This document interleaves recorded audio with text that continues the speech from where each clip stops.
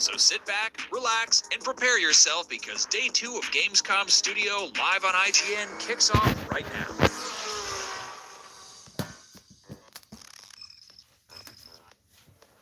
Hello and welcome back to day 2 of Gamescom Studio powered by IGN. I'm Stella Chung along with my good pals Max Scoville and Damon Hatfield. Hey, how's it going? Hello. All day right here on Gamescom Studio, we've got tons of brand new games, exclusive reveals, interviews with the people making the coolest games on Earth, and tons of kick-ass gameplay. If you want to stay up to date with everything going on at Gamescom, whether you're here in person or watching from home, you can find up-to-the-minute info by heading to now.gamescom.global. You can also stay up to date by following the official Gamescom social media accounts on your platform of choice. So Facebook, Instagram, TikTok, X, Twitch, YouTube. Gamescom is literally everywhere. Yep.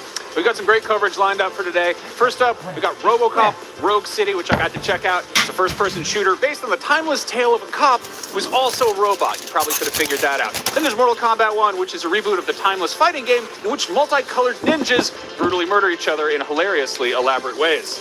And later on, we'll be taking a look at Cyberpunk 2077's upcoming expansion, Phantom Liberty, which not only tells a brand new story, but also brings a ton of improvements to the original base game.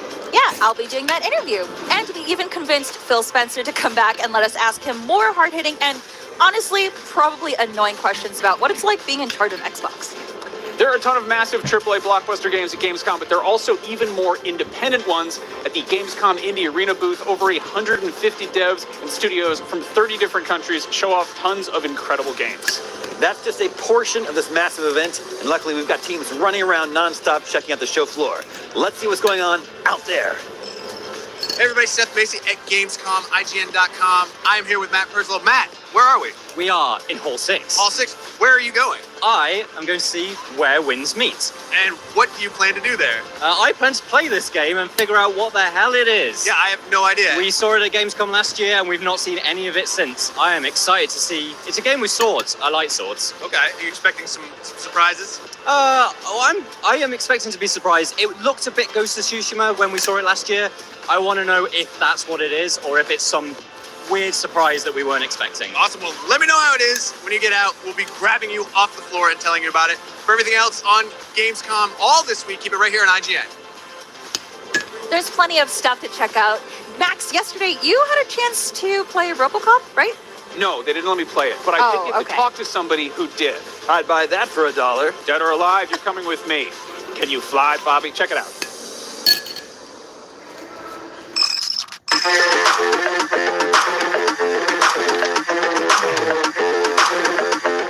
Hey everybody, Max Scoville here. We're at Gamescom 2023, and I'm with my esteemed colleague Alex Simmons, who just got a chance to play RoboCop Rogue City. What did you make of it? It's a RoboCop game, but is it fun? Slow is the main thing. Like, RoboCop is super methodical in how he moves. He doesn't run about like you would normally do in a shooter. He doesn't really use cover like you would normally do in a shooter.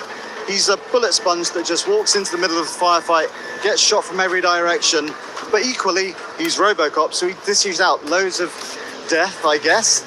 It seemed, I got to watch you play a bit, it seemed good on a lot of levels, but I do have some questions and some hesitation. He's got his iconic sidearm, which is an awesome gun. Can you use other guns? So you can. Like, the Auto 9 is his main weapon, and you can upgrade it a lot to have armor-piercing explosives, etc.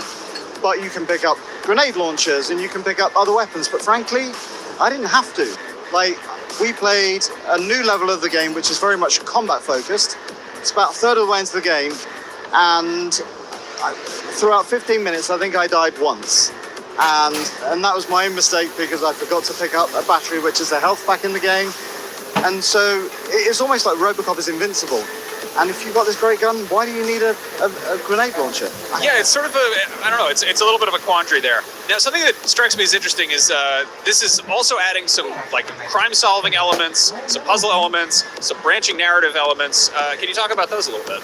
So they hinted at it, but they've not really shown exactly what it means. There's one part in this level where you find a perpetrator and you give them a choice. You can either show your empathy side, your human side, and let them off with a caution, or you can be RoboCop, give them a ticket.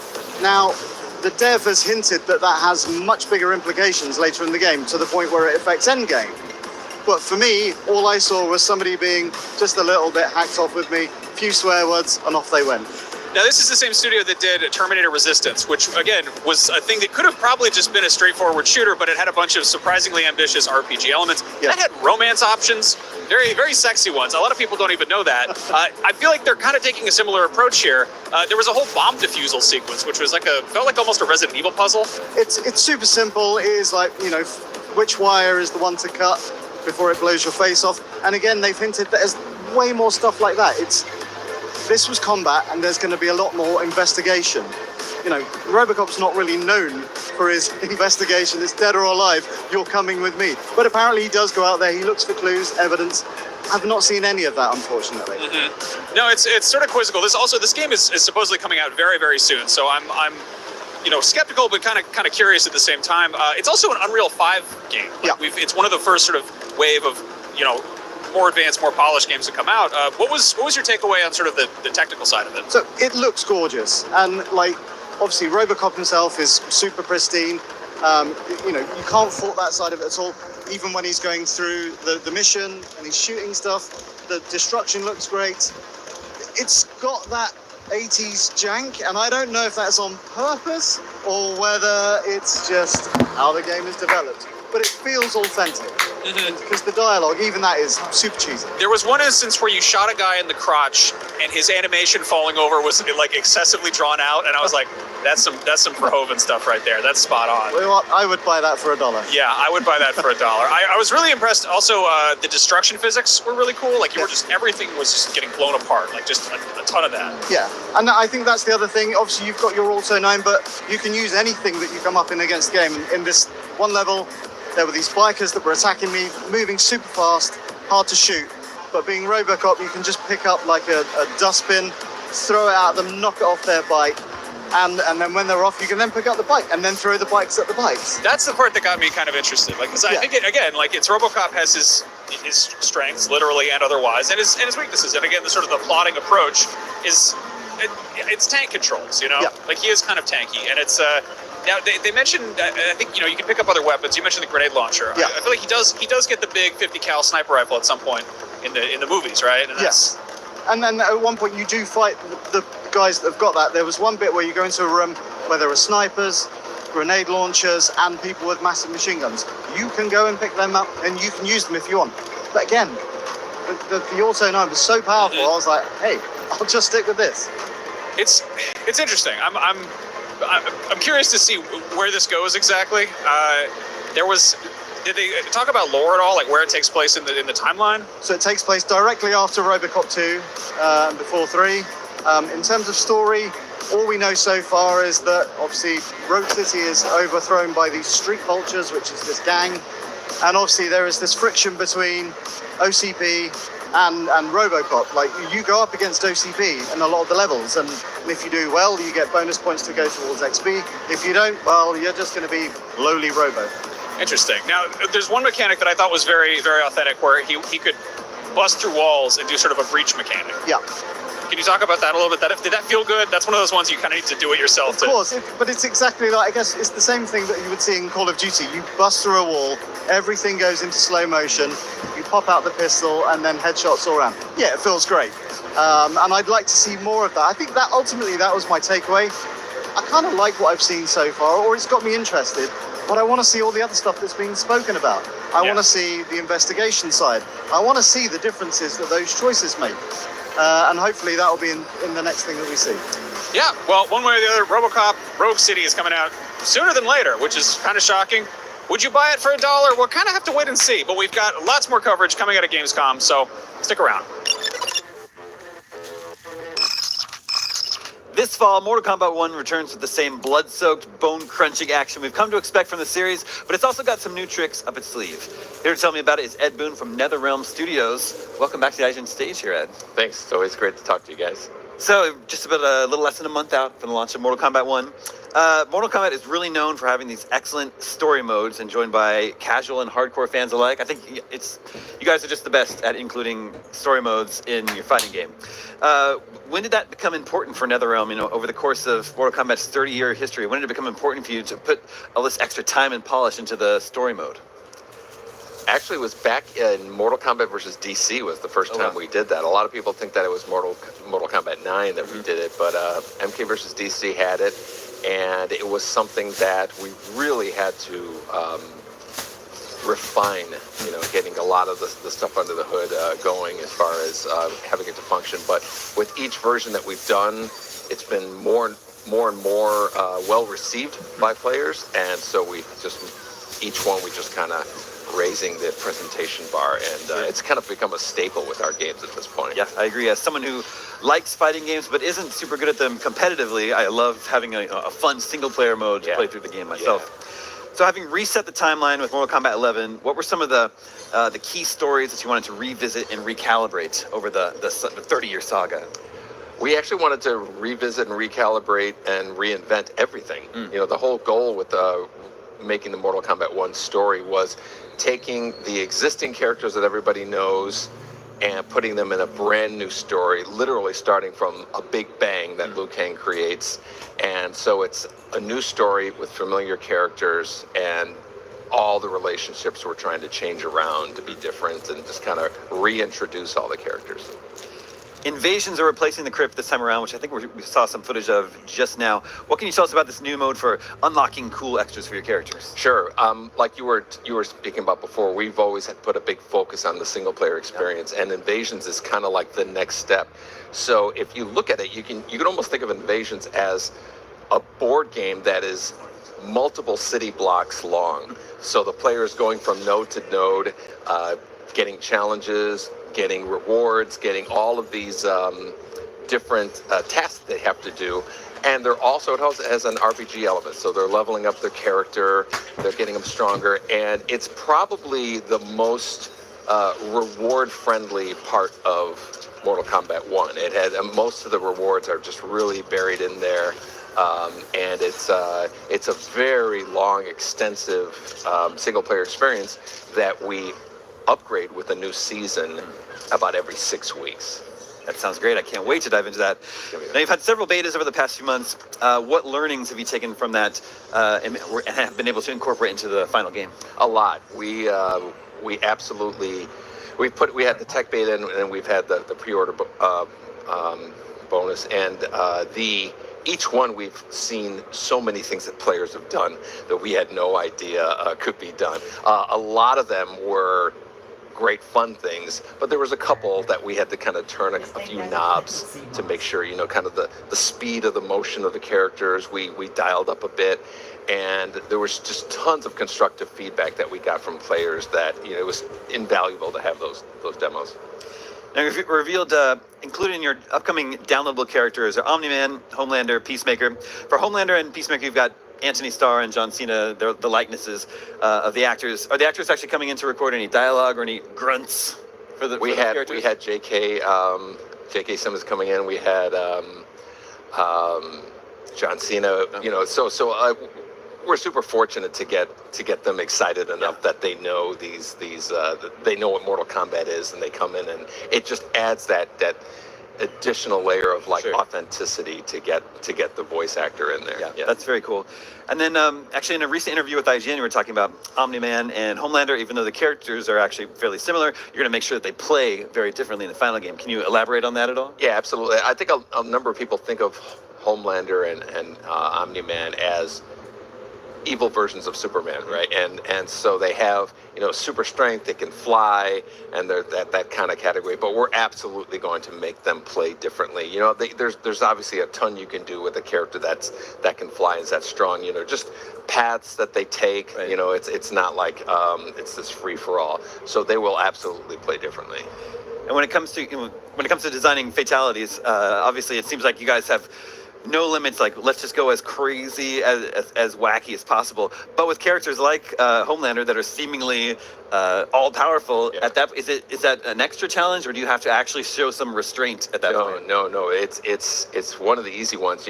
We're such fans of these characters, and we've watched the shows, and we love making getting inspiration from some of the things that they've done in the shows and turning them into a fatality. So that's going to be a big part of that that whole experience of playing those characters. That's super exciting.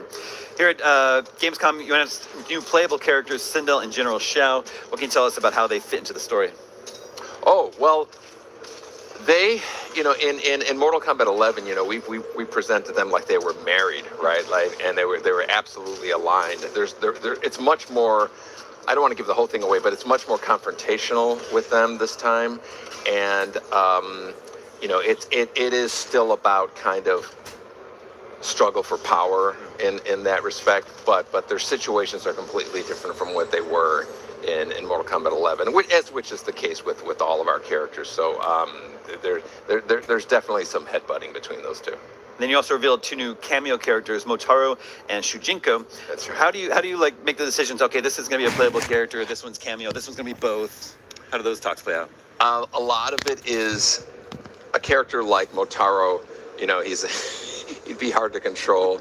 As we had him playable, or we had him as a boss in Mortal Kombat 3, and it's a character that is fun to see, but because of their shape, makes for a better cameo than he would a main roster fighter.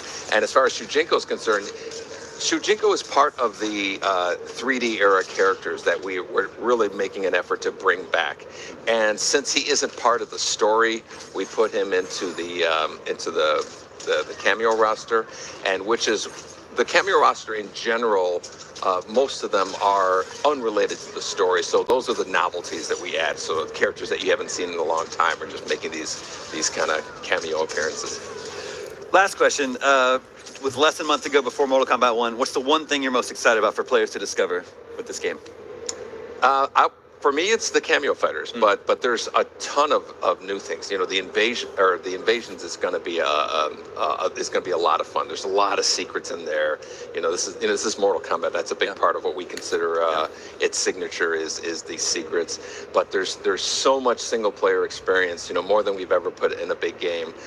To me, the cameo fighters is going to be what's really going to let players come up with new ideas, express themselves with combining their favorite fighter, and it's the mixing and matching of these main cameo fighters that I think is going to be the kind of like the sandbox that everybody's going to be playing in. I'm super excited. Ed, thank you so much for coming by the IGN stage. Thanks for having me. Mortal Kombat 1 hits PS5, Xbox Series, PC, and Nintendo Switch September 19th. There's lots more Gamescom studios still to come right here on IGN.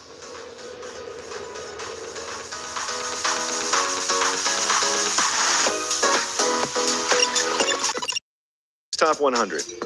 A list so secretive even we don't know what movies are on it or where they rank. What do you mean you don't know? Each episode will reveal one of the movies. Did I rush it? Felt like I rushed. That was good. I liked it. Talk about why it belongs and finally find out where it ranks. Are you not entertained? Are any of the movies we've shown here even on the list? I have no idea, and it drives me crazy. Join us as we find out on the Cinefix Top 100, Mondays starting July 3rd. Why so serious? Hey, you. Yes, you. Do you have fun?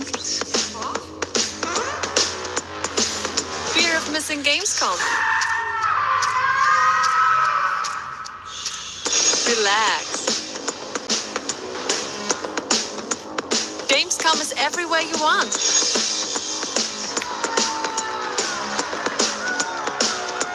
Gamescom now. Register now. Tune into IGN 1 on your smart TVs for the latest news on your favorite releases, gameplay exclusives, and all the entertainment you can handle. Cinefix on IGN 1, your friendly Friday night home for film fanaticism. You're watching The Weekly Fix, ready to fill you in on anything you may have missed in the world of gaming and entertainment. Welcome to Should I Play This? This is what to watch here on IGN 1. Find it all in one place for free on IGN 1. They turned into a network. Who knew?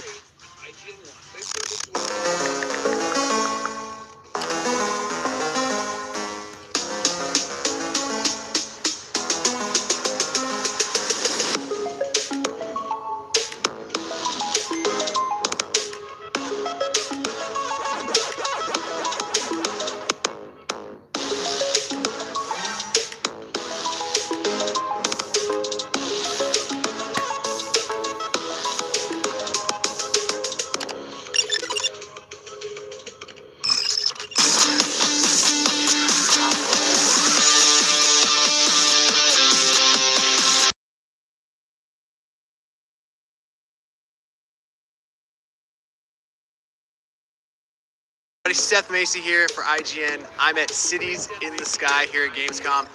I'm about to sit down in a gamer chair, and then they're gonna lift me 50 meters into the sky on a crane. For Americans, that's about 150 feet in freedom measurements. Yeah, this is gonna be interesting, and I'm gonna be playing City Skylines 2 while I dangle in the sky over a city. So it's extremely literal.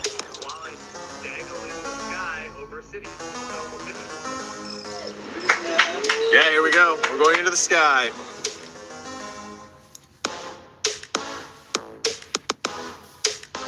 I'm gonna play a video game at 150 feet in the sky.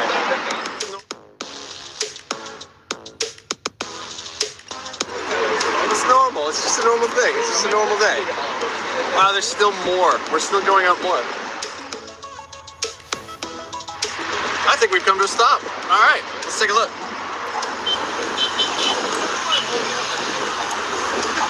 Wow. There's a book that's growing.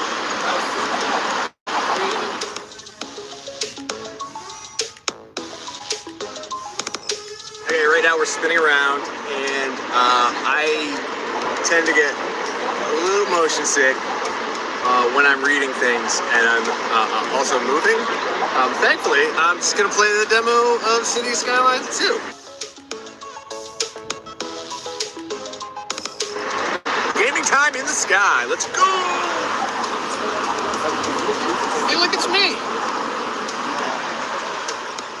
The sun is directly behind me. This is the Dom. What's up, Dom? So it's kind of hard for me to see my screen. So I'm just gonna I guess I'm just gonna enjoy the fact that I'm 150 feet up in the sky on a beautiful day in Cologne.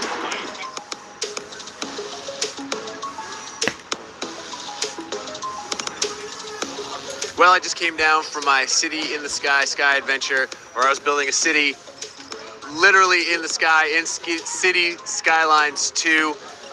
Please, I'm proud to present Skytown, USA, a center of industry, a center of commerce, a few houses.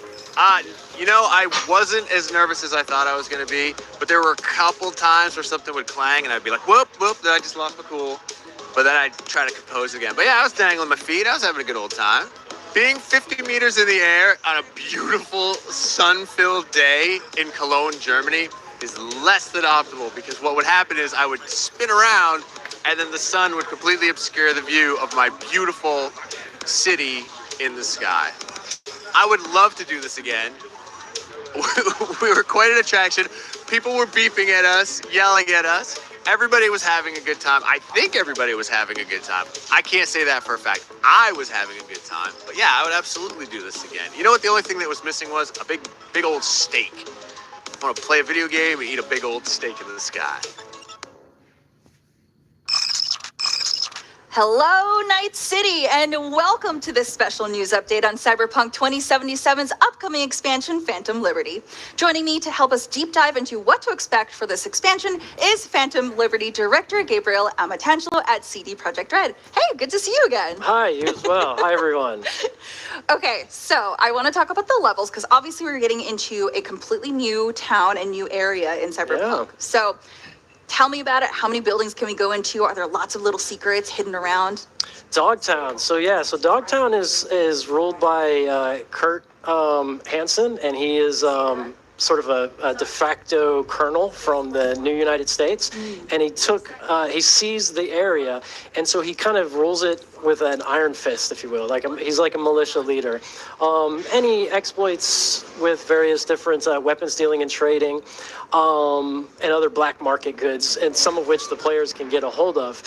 So generally speaking, we wanted it to have sort of an oppressive feel. So you see his militia, his units around, and you kind of are on edge. The communities are, ruled with strictly, if you will.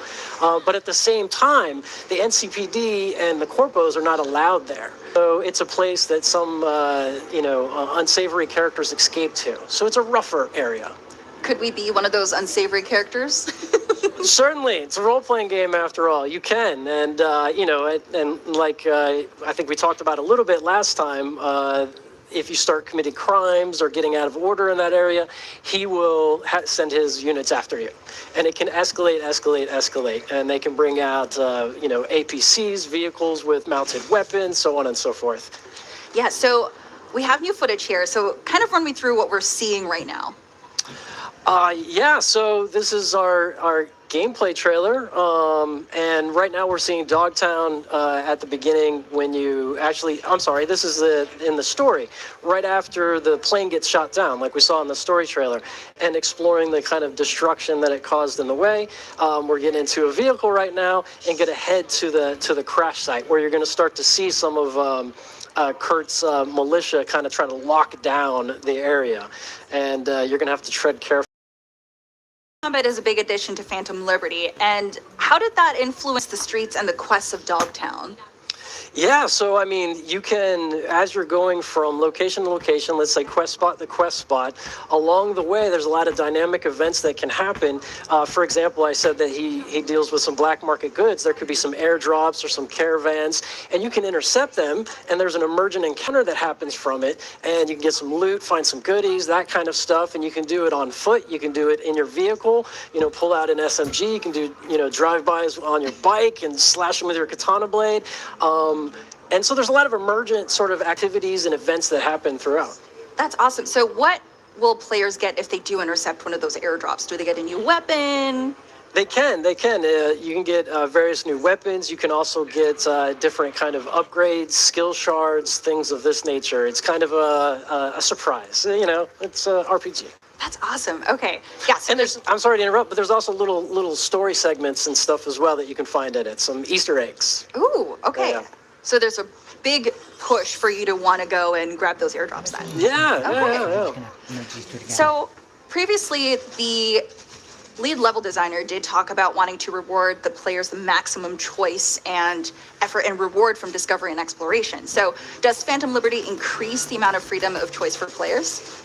In so many ways. Like I was saying, the kind of freedom of choice of just exploring the world and having emergent encounters, there's a lot of different, as the story progresses, different things happen in the story, and I don't want to give away any Easter eggs, but you can find little pieces and props and things that kind of support different events that kind of happen off screen, if you will. And as far as the player characters, we revamped the skill system, and so now there's so many different ways that you can kind of fulfill your fantasy on how you want to play as a cyberpunk with new cyberware and stuff like that. So I think that's along the lines of what he was speaking to before. Yeah. I love that we're watching this gameplay and just hearing that alert noise. It brings back so many good memories for me. I love it. Right on. So what was the biggest challenge you faced with creating Dogtown? Oh, well, trying to strike the balance between having that kind of oppressive feel, if you will, and that danger, and also encouraging exploration. We think we struck a good balance with how you can kind of get in and out of encounters and all the different tools you have now to escape. For example, air dash, and the new, you can cloak and get out of combat, a lot of different stuff like that. But I would say that was probably the biggest challenge in the overall kind of level design of it. Okay, yeah, and I think previously when we talked, you said that travel here would be pretty seamless, right? Being able to get from one part of town to Dogtown, right? Oh, yeah. So at the beginning, you approach a very sort of intimidating gate, and there's a story sequence there on how you're going to get through it, and I don't want to spoil any of that. But as you get farther in, you're going to, because, V as a merc have some fixer connections, you're going to get some connections to be able to pass in and out.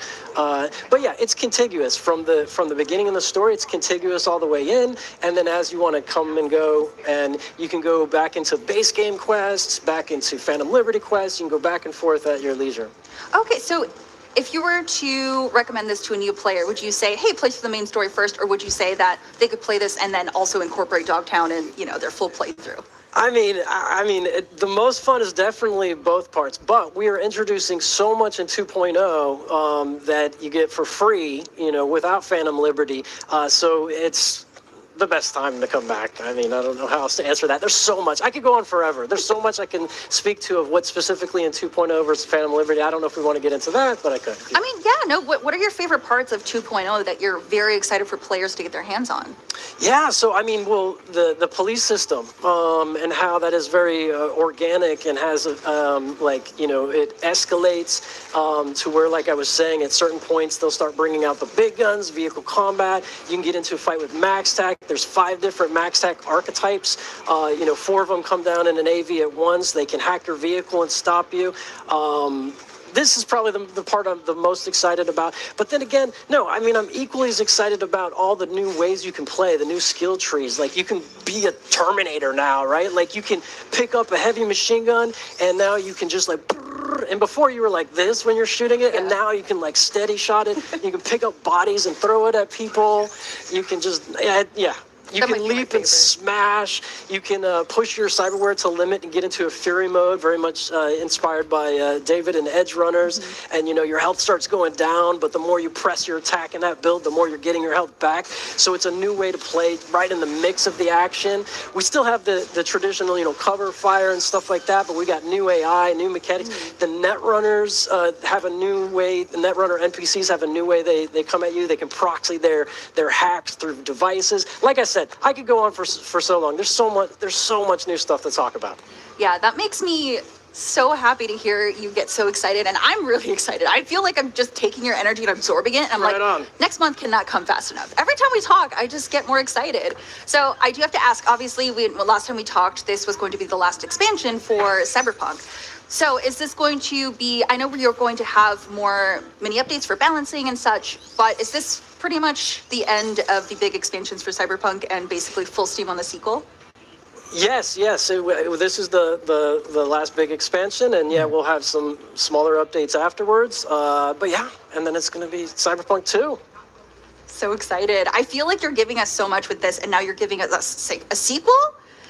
That's going to be so fun. Yeah. Okay, so what is your favorite weapon that has come out from this next update?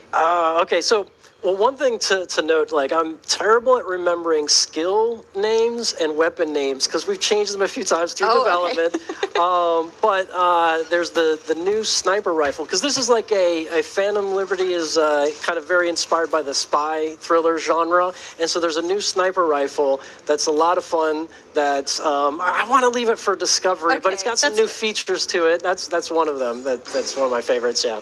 I'm very excited. I do love just feeling this power of a sniper rifle, right? Usually I like going guns blazing and, you know, just going in head first, but I'll take a sniper rifle. I'll play it slow, just for you. Yeah, it's fun. Well, Gabriel, thank you so much.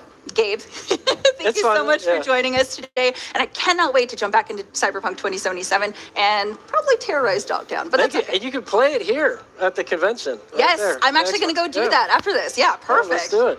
Well, Phantom Liberty will drop September 26th on PC, Xbox, and PS5. Stick around for more Gamescom Studio, powered by IGN. Holy shit, One big surprise here at Gamescom was after the Starfield presentation, the Fallout TV show was showing. Yes. I have a terrible memory. What did we see during the short trailer? Well, yeah, it was a surprise. As like Todd Howard presented it, and he said, "This will never be released to the public, so we're here to tell you what we saw." That's right. The Fallout TV show, which I'm not going to lie, I forgot was on the way. Coming from Jonathan Nolan, director, creator of Westworld, not creator of original Westworld, but, you know, the new TV show. And you know what?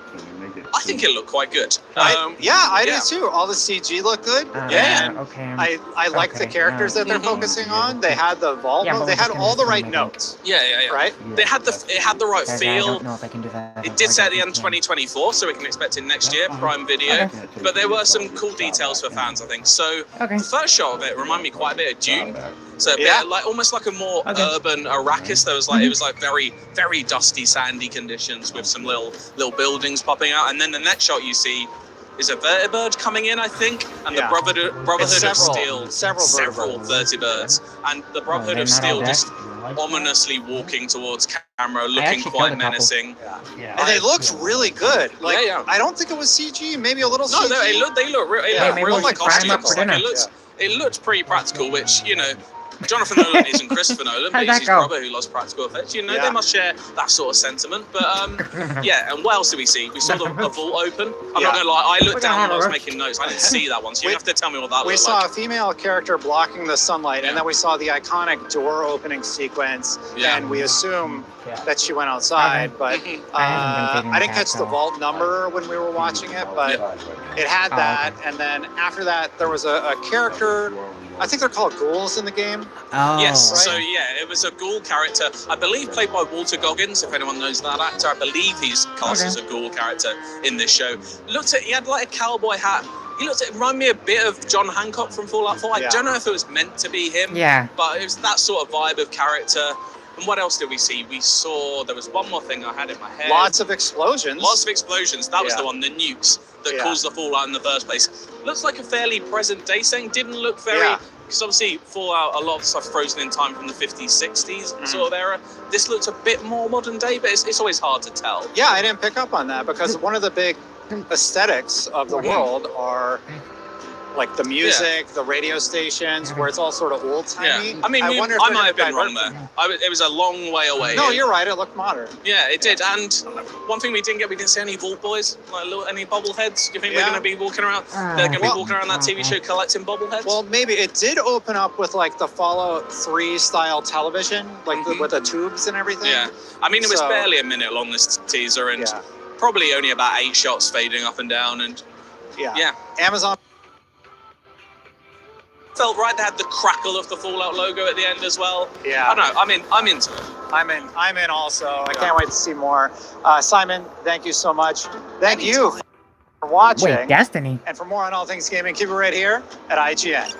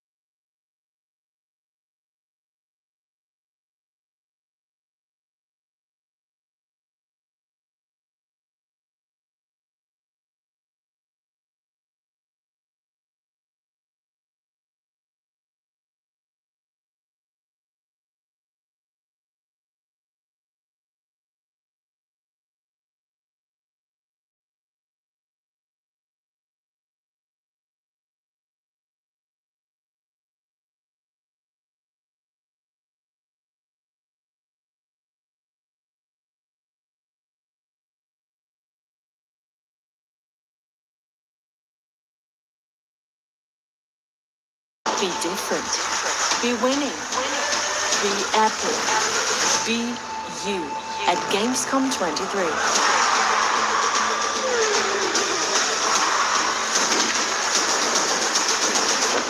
Come and be everything at Gamescom 2023.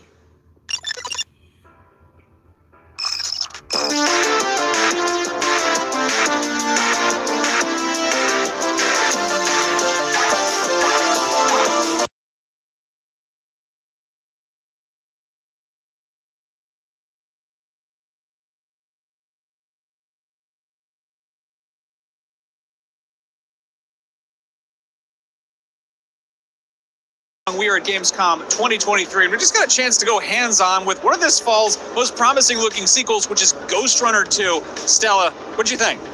It's so awesome. I felt really bad because when we were in the room playing, I was the loudest person there, just like screaming and everything. It is so fun, guys. Like, I played the first game. This does everything the first game did, but way better.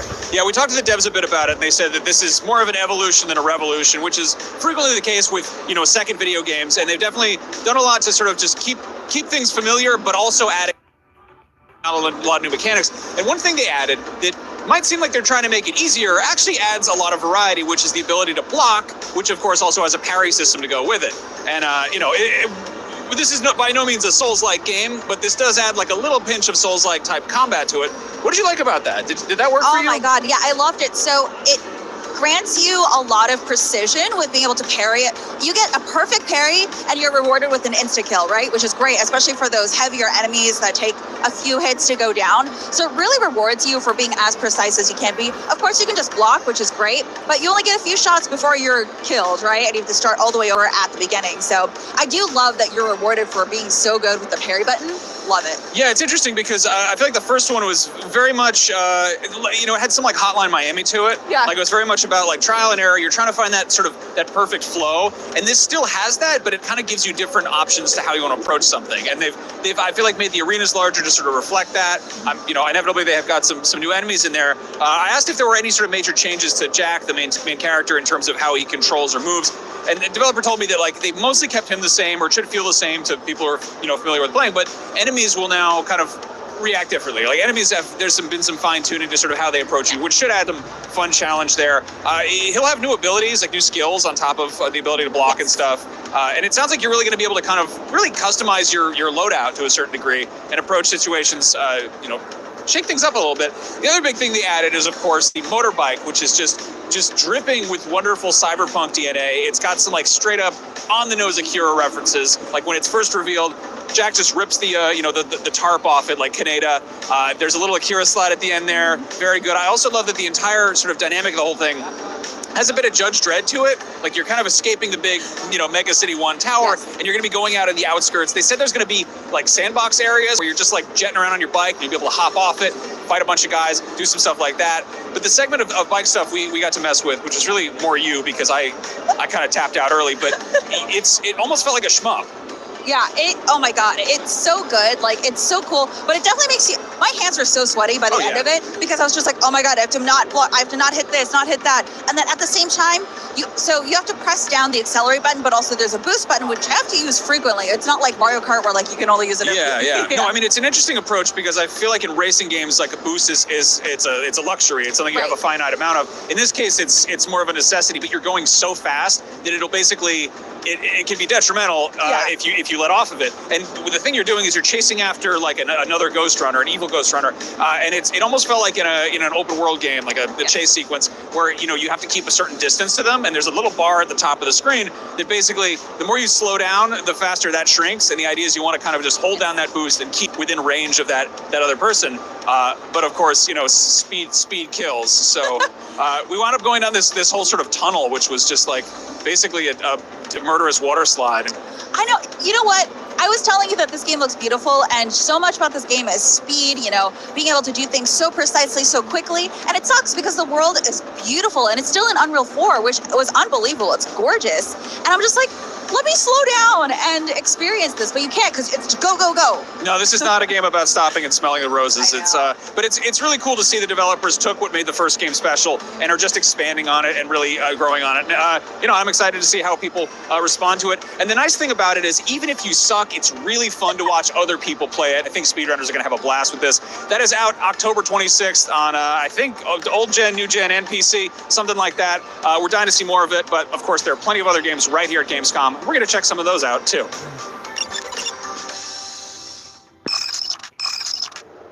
One does not simply walk into Mordor. Moria, on the other hand, is pretty straightforward. You just speak friend and enter. Here to tell us about The Lord of the Rings Return to Moria, our friend, game director, John Paul Dumont from Free Range Games. Welcome. Thank you. So you have a game that is about dwarves in Moria, mining. They're digging around, doing some stuff. People hear Lord of the Rings, they typically think the trilogy, but this is set in the Fourth Age. What does that mean in terms of lore? What are the stakes here? Because Sauron's dead. A lot of people have kind of, moved off to Florida. Yeah. Grey Havens, what have you. So what's at stake and what's kind of going on in Middle-earth as a... Well, you hit on why we picked the story that we picked is what is the highest stakes. We knew we wanted to do dwarves and survival crafting because they're such perfect survival crafters. To them, there's no greater stakes than going back and taking their ancestral homeland.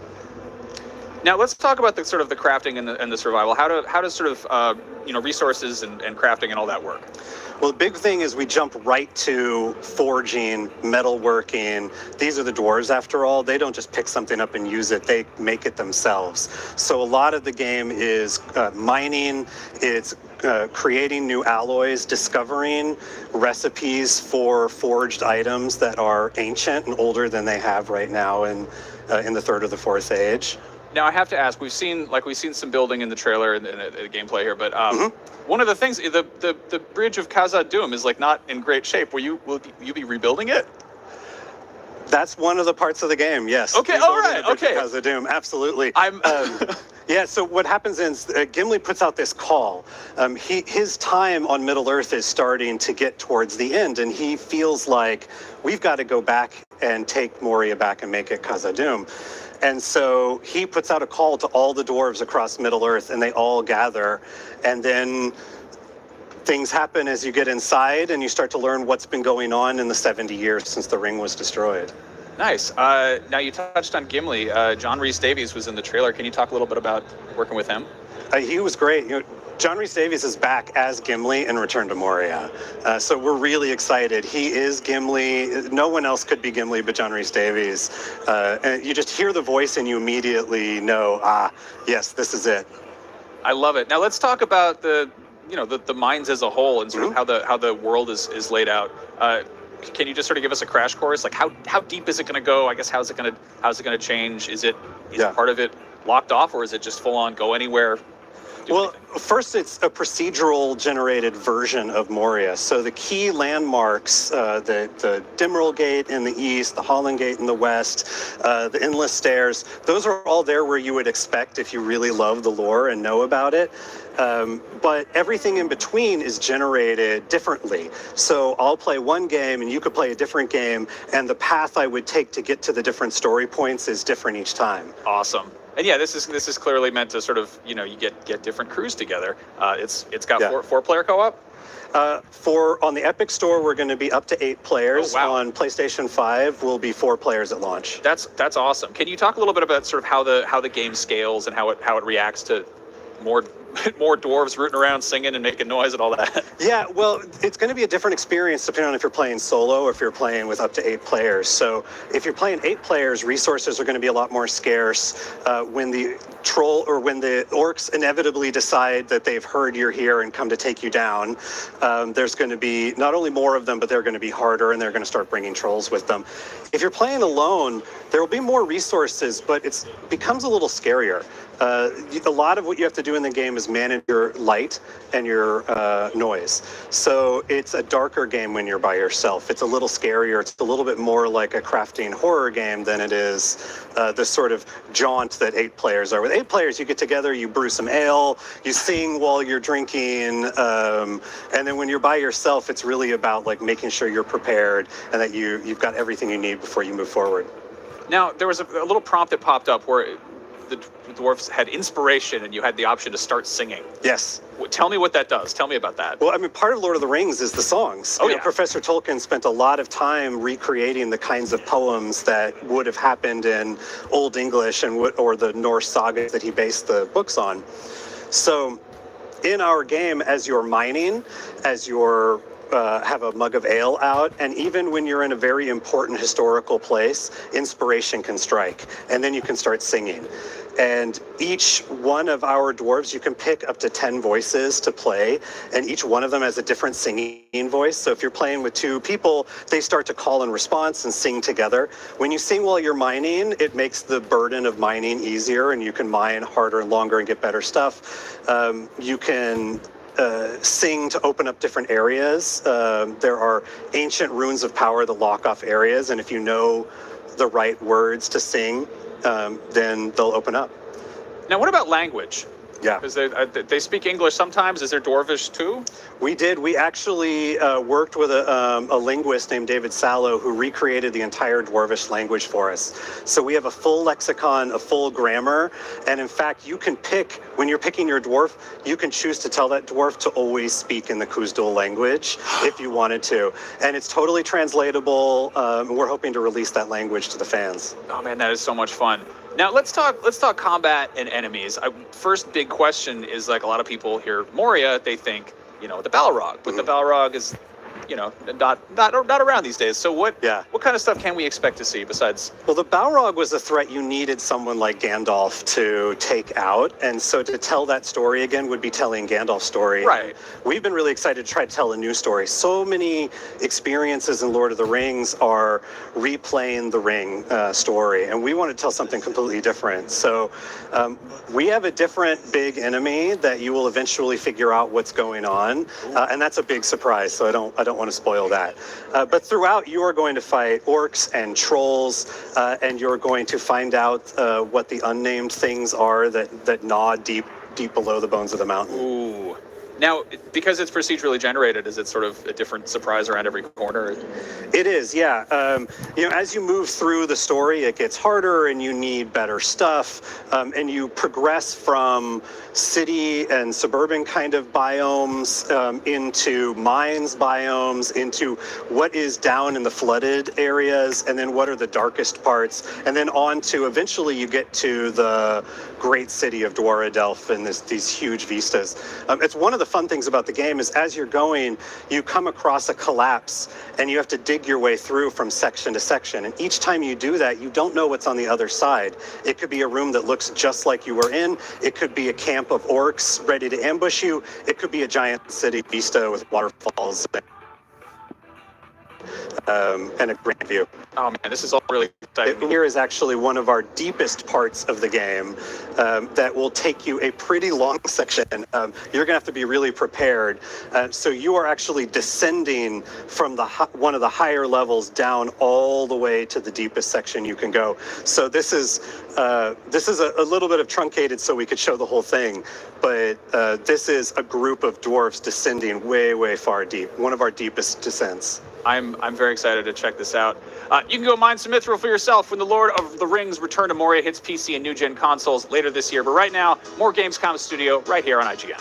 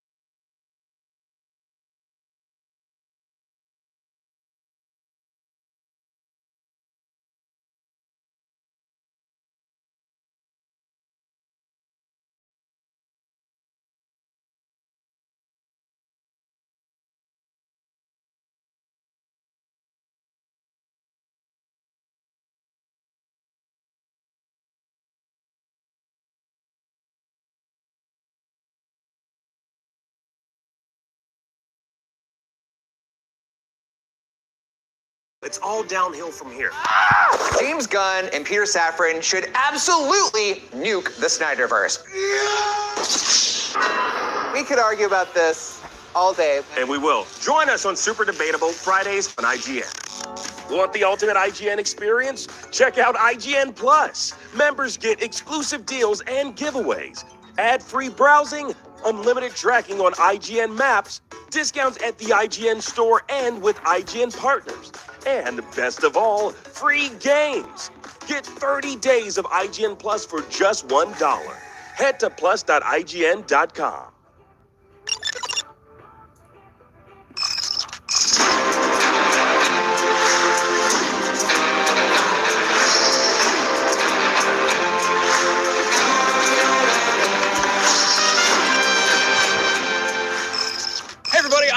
Robert and Paula from Fool's Theory, here to talk to them about a new RPG called The Thaumaturge. First question, what exactly is a thaumaturge, and what sets thaumaturgy apart from other forms of magic? Well, I would say that thaumaturgy is different from other kinds of magic because of salutors, which are our specific, unique demons. And a thaumaturge is like a miracle worker, because a thauma is an ancient word from Greek, which means miracle. Yeah. So a thaumaturge can actually bond with these creatures, the salutors, and then he can use them in combat or during any difficult encounter that you may have, right? So you can use these skills not just in combat, but also conversation. There is a degree of influence that the thaumaturge has over other people. Ooh, interesting. So this game is set in early 20th century Poland. Can you tell me a little bit about sort of the intersection of the fantasy element and the historical context?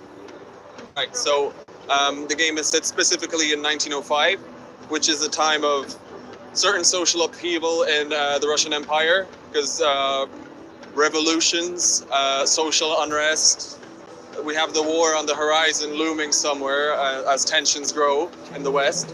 So that we found that this setting is sort of an interesting place to set our game, as certain of these factors are motors for elements of the narrative. we as Poles know this part of history. Poland are under Russian partition, but we think that this is something new to a lot of people, because this is not such a popular historical topic, so it's worth to show it. Additionally, the city itself is an interesting setting for the game, as Warsaw now is a completely alien city to what it was before World War II, as the city was leveled almost completely in 1944 and then rebuilt from scratch. So we, when reconstructing this, the purpose of the game, had to use a lot of sources from not something we could access physically, as in go and see the area, but we had to use photographs, we had to use postcards, descriptions, paintings, things like that. Okay, that's really cool. Now, who do we play as? Who's the sort of player character, and what's their involvement in this? We play as Wiktor Szulski.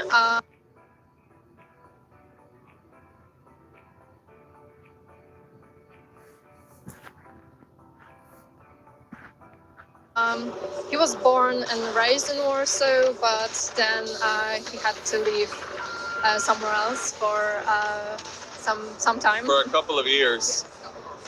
And now he's back in the city to attend to some family matters and to basically learn more about his past, his relatives' past. Now, I want to know sort of, this is framed as like a morally ambiguous RPG, and obviously people hear, RPG, that can mean a lot of things. That can mean you hit the enemies and numbers fly off. It can also mean that your choices really matter and affect the world around you. Can you talk a little bit about sort of how the narrative branches out and how, player decisions really affect the outcome without spoiling anything? Okay, so I'm going to base my answer off of the demo.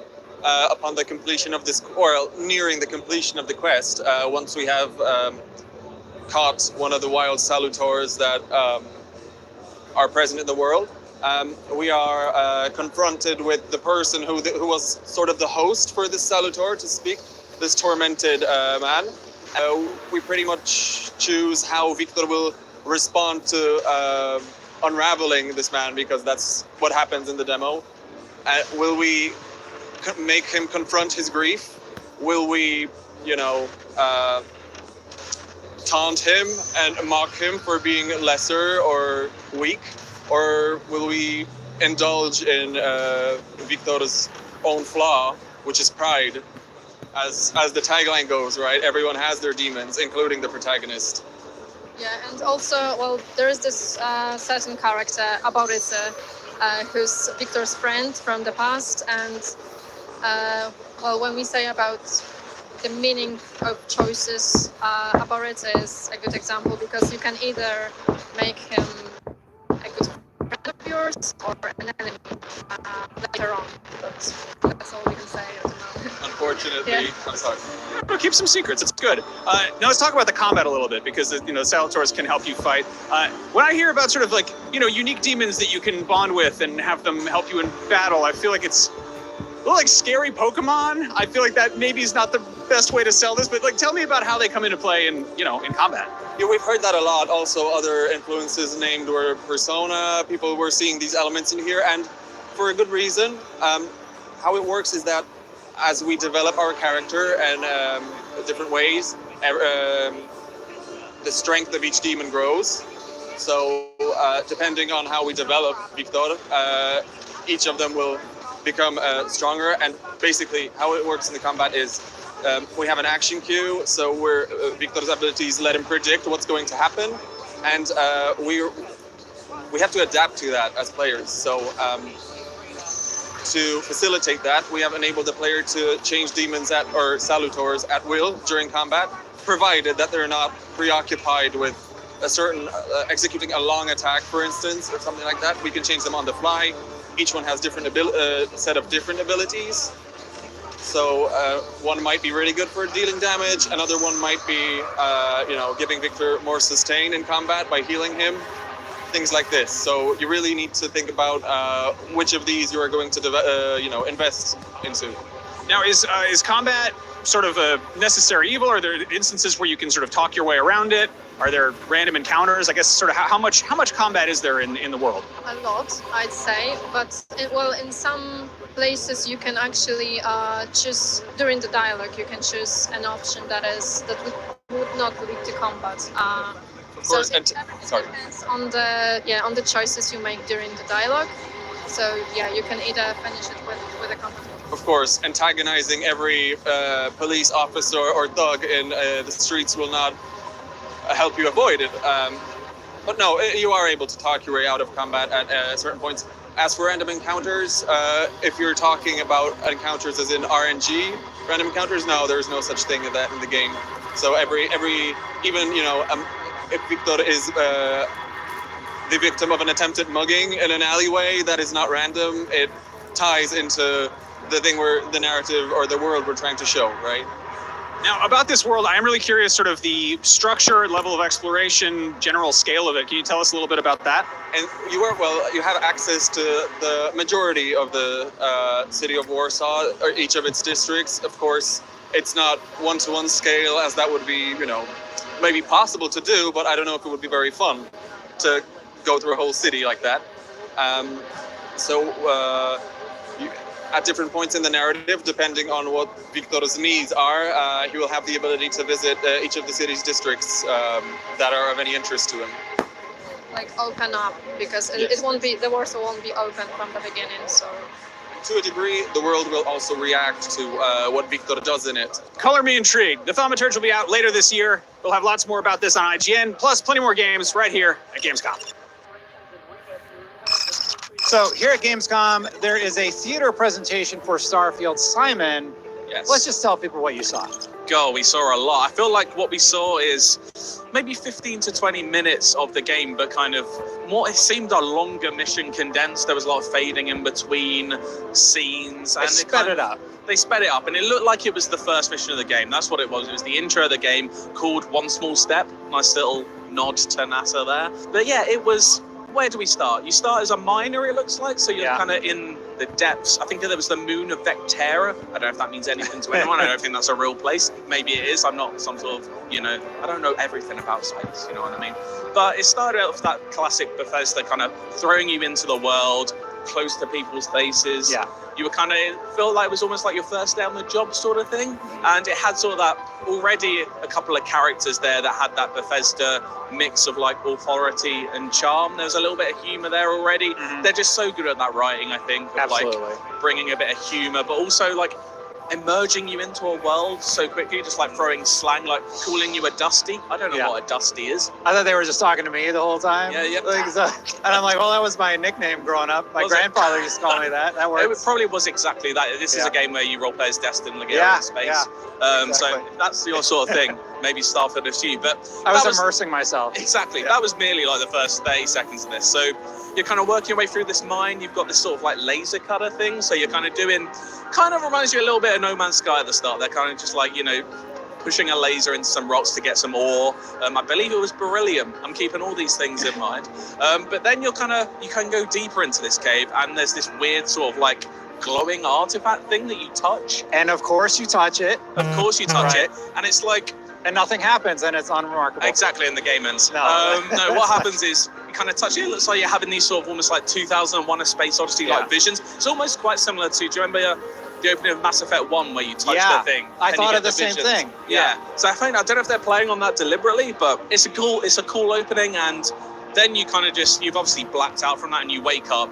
And you're straight into character creation, which they kind of blitz through. I reckon most people, I mean, I know I'm going to spend probably at least an hour on that, like choosing all my different, I don't know how many moles I want, but also, my background, my traits. Well, the background and traits are really important because there seem to be conflicting backgrounds and conflicting traits where you pick one, you can't pick the other one, etc. Yeah, there must have been at least a dozen, maybe 24 different backgrounds there. And it looks like whatever one you picked, you got a bit of reactive dialogue from the person you were creating the character with. So that was cool. So it's, again, that kind of immerging you into this world straight away. You feel like a part. And then you get what I feel like is, the Bethesda step out moment that they like to put in all their games. In Fallout, you get a vault opening. In Skyrim, you get a big old dragon coming up ahead. Yeah. This time, this sort of like medical facility, I guess you're in. The door opens and you find out you're on like the surface of this like beautiful looking moon, and the music, like barely seen any of this game, but I've been listening to this score for like at least a year now though. The music of this game is just stunning. What were your initial impressions of that step up moment? Because I think it's always more impressive maybe if we got to play it, the build up, but like it didn't quite hit me quite like, a vault opening necessarily. So for me, I don't think that is actually intended to be their step out moment, because there's a combat scenario that happens and you sort of learn how to fight the other mercenaries or whatever they're called. And then you get on your spaceship and you go to space. Yes. And I think that's the moment that they're targeting. I think like Todd Howard previously mentioned, it's probably a couple of years ago now, that Starfield has multiple step out moments. So maybe that's, one of them. Space is another one. Later, we'll maybe hint on what might be another one of those. But yeah, you mentioned these like pirates turn up, the Crimson Fleet, we've heard about them. They turn up because they're hunting basically this character you meet who's going to buy this artifact off you at this spaceport called Barrett. He's part of Constellation, who kind of seem this almost like mythical, like folklore group of explorers in this universe. Like they talk about half the workers in this mining facility not even believing they exist. So that's like an interesting sort. I like that sort of like, almost like legendary aspect to it. And then you're encouraged after this fight to go to Constellation to join them and deliver this artifact, because they've been searching for these around the galaxy. Yeah, and I really like how they teach you combat in that early section. And I'm like, okay, well, I'll at least know how to deal with that. But for me, that space moment was it. That's where like it really piques my imagination, and I start thinking about the possibilities of future jumps that I'll be doing. What will the experiences be like when I find planets that I could land on? Because they have you go land on the next planet where you have to deliver the artifact, right? Exactly. And something really interesting happened in the menu. I don't know if you picked up on it, but it was like something like bad cargo, not detected. And I wonder if you have like something illegal, if that's going to... The space police are coming. Are the space police coming? Like what happens in that situation? Can you talk your way out of it? You're like, oh, my equipment's being weird. There's so many possibilities. Like even going back to that initial like fight against like 5 or so pirates, the pick up a weapon objective was optional, so I don't know if there's a pacifist way of getting through that somehow. Like as you said, you go into space and you're instantly ambushed by these Crimson Fleet pirates again. I believe their ships are called Ghosts, I think, which is a cool name. And there's a little dogfight section. You don't really get from that how you do that, but it looked pretty solid. I'm a sucker for space combat. They're always my favorite part of Star Wars games is space combat. So if I'm doing a lot of that, I'm happy. And like you said, almost the third step out moment, it seems, will be arriving in New Atlantis, which is the city where Constellation seemed to call home. And we saw little glimpses of that city. They did like a fun little montage, like cool little coffee shops, some nice gardens, like massive skyscrapers. I don't know, they've said this city is huge. It looks huge. I don't know quite the scale here, but like we're going to get lost in not only the universe, but just this one city, I think. Oh, yeah. I think that was the briefest part of the whole demo, too. Like, a lot seemed cut out, and then you're just delivering. You're going to the door, and you meet that tribunal, or whatever they're referred to as in the game. And we have a lot to talk about. Then it closes on that moment. I thought it would close when you jump to space or like at one of those jump out moments. Or it just goes, they tease that sort of, it's almost like, I don't know if you're joining conversation, you're just going to work with them. I don't know if they're even the like evil force in this game, who knows? But like, that tease of like, the adventure has begun. I just like kind of the aesthetic of the constellation building. Like, already seen so many, you've seen like a sand-colored mine, space itself, like a dusty spaceport. The palette is awesome. Yeah, and like the city is just like showing like a proper like sci-fi futuristic skyscrapers. But then the constellation like seemed like their headquarters was like laid with like dark wood and everything. It was just very nice. I'd like to live there. But yeah, I'd like to live in a lot of games. I prefer to live in Starfield at the moment than I would anywhere in Fallout. Let's put it that way. Right. Yeah. I mean, goes without saying, really. Yeah. Overall impressions, do you like this presentation? I think it was really smart to do it in this big fancy theater where the bass is like punching you in the gut throughout. Like I said, that music, hearing it with that, I just know when I'm at home now, I'm never going to hear it quite like that, which is a little bit sad. But I liked that it was quite obviously the opening game, but it was smart to show, like, you can already see you get so much variety in this opening mission. You get exploration, like navigating conversations, ground combat, space, like exploration of a city. Like, I don't know. It's just, this game seems like a lot. And I've been waiting for so long, like, for this game. And so far, doesn't look like it's going to let me down. I'm excited to learn more. And those are just the building blocks of what you can experience later on. It looks ridiculous. So, Simon, thank you so much for telling us a little bit about what we saw behind closed doors. Yeah. And thank you so much for joining us. Let us know if you're hyped for Starfield in the comments below. And for more on all things gaming, keep it right here at IGN. Oh, hey there. Later this year, the League of Legends universe gets a little bigger in an all-new single-player adventure. Here to tell us all about Song of Nunu, a League of Legends story, please welcome Rowan Parker from Riot Forge and Raul Rubio Renares from Tequila Works. Hi. Hi, Brian. Thank you so much for coming. No, thanks for having us. This game looks absolutely beautiful. We're going to start looking at it in a second because it's the kind of game that you just want to look at. It is a third-person kind of action-adventure platformer with two very lovely characters that I just can't get enough of. So right here we've got some brand new footage that no one's ever seen before, which I just so geeked out about. So tell me a bit about this game. Well, I would say that Song of Nunu is the ultimate road trip, in the sense that you have two friends, the best friends forever. They are having the journey of their lives. One is a little kid, Nunu, the Notai, and the other happens to be, the last magical Yeti. An ancient four-armed Yeti. Yeah.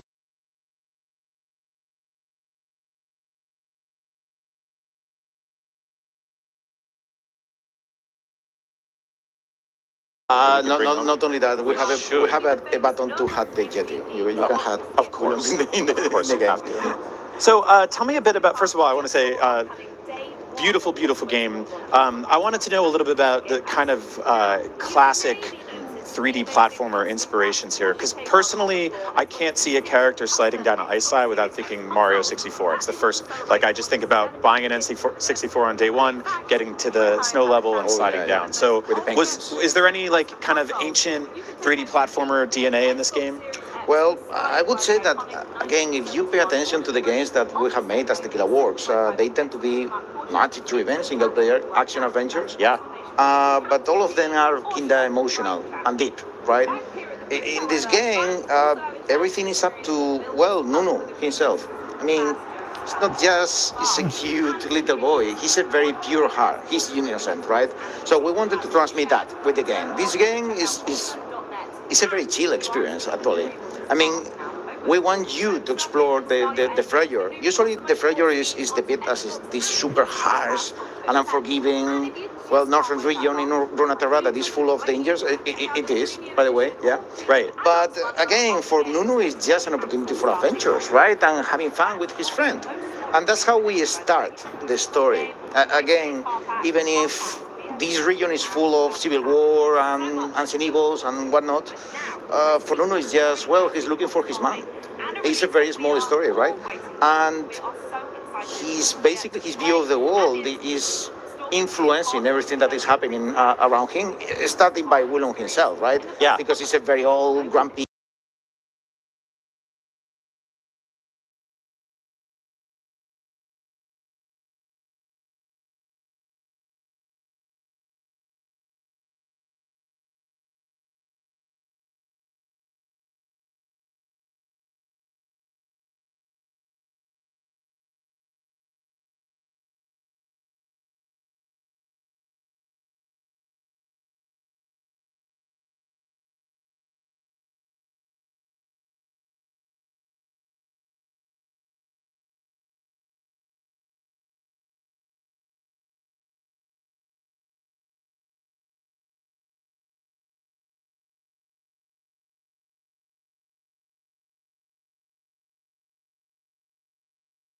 Woke up, I was in almost nothing but my birthday suit.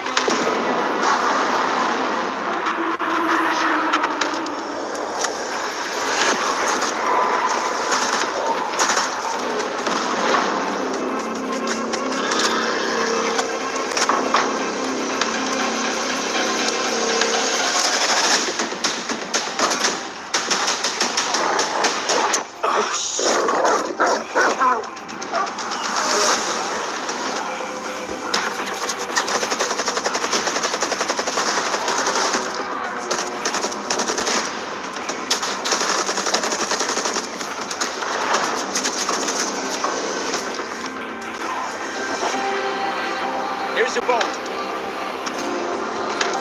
Why the hell would I need a bolt? Take a look around.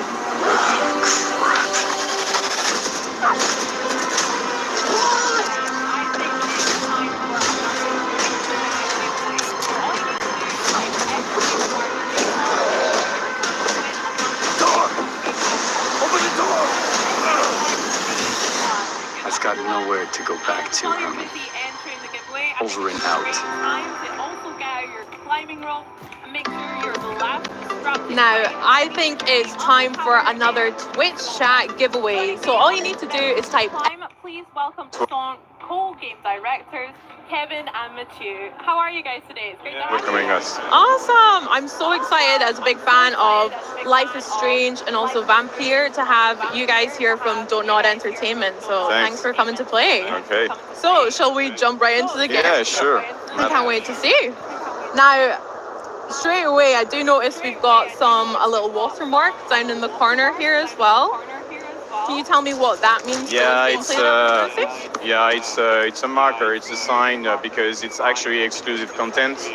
So yeah.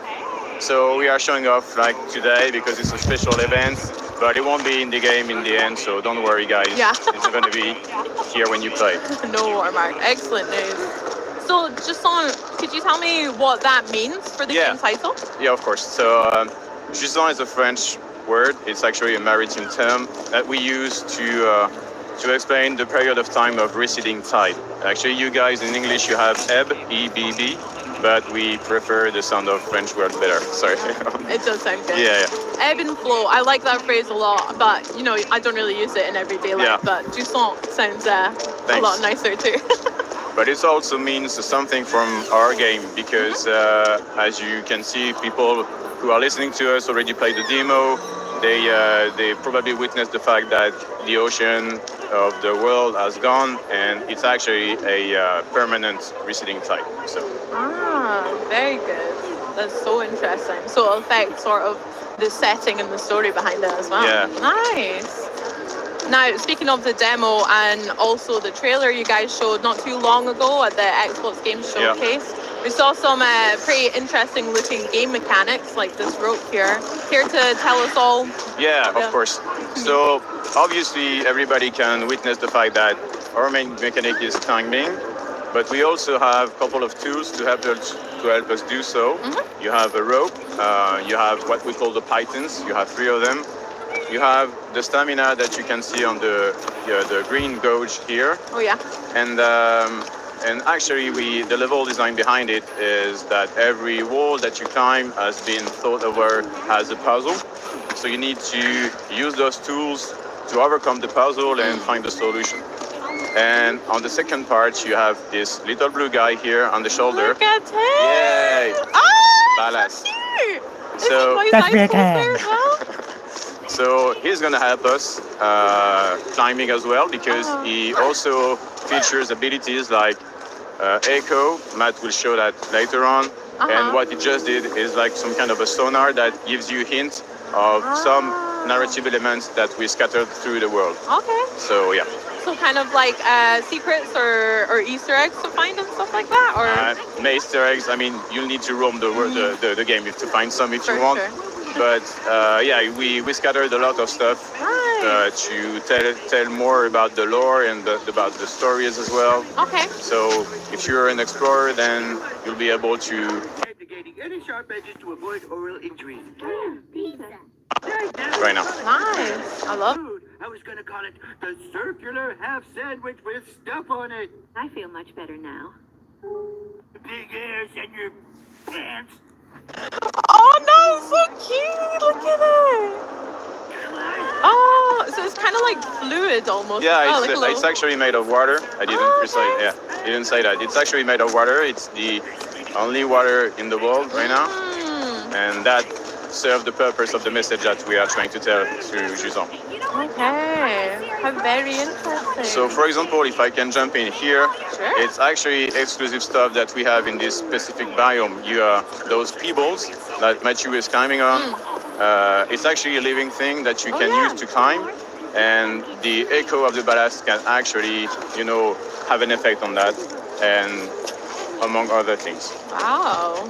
So it seems you've got a lot of help climbing this Yeah, tower yeah. as well. It's not Of just about the rope maybe then as well. No, it's through the mechanics, through the gameplay, we are trying to tell something about helping each other, because of course our main character couldn't climb without the ballast, and the ballast couldn't climb without the main character. Yeah. So it's all about a fable about helping each other.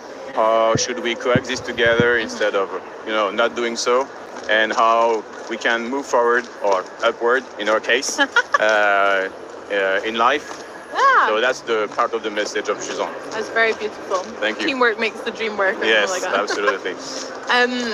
Now, I'd love to learn a bit more about the rope as well, because we've gone up a few different levels. You've used ladders, Mathieu, as well as the rope, and I've seen it change color a few times. Yes. So.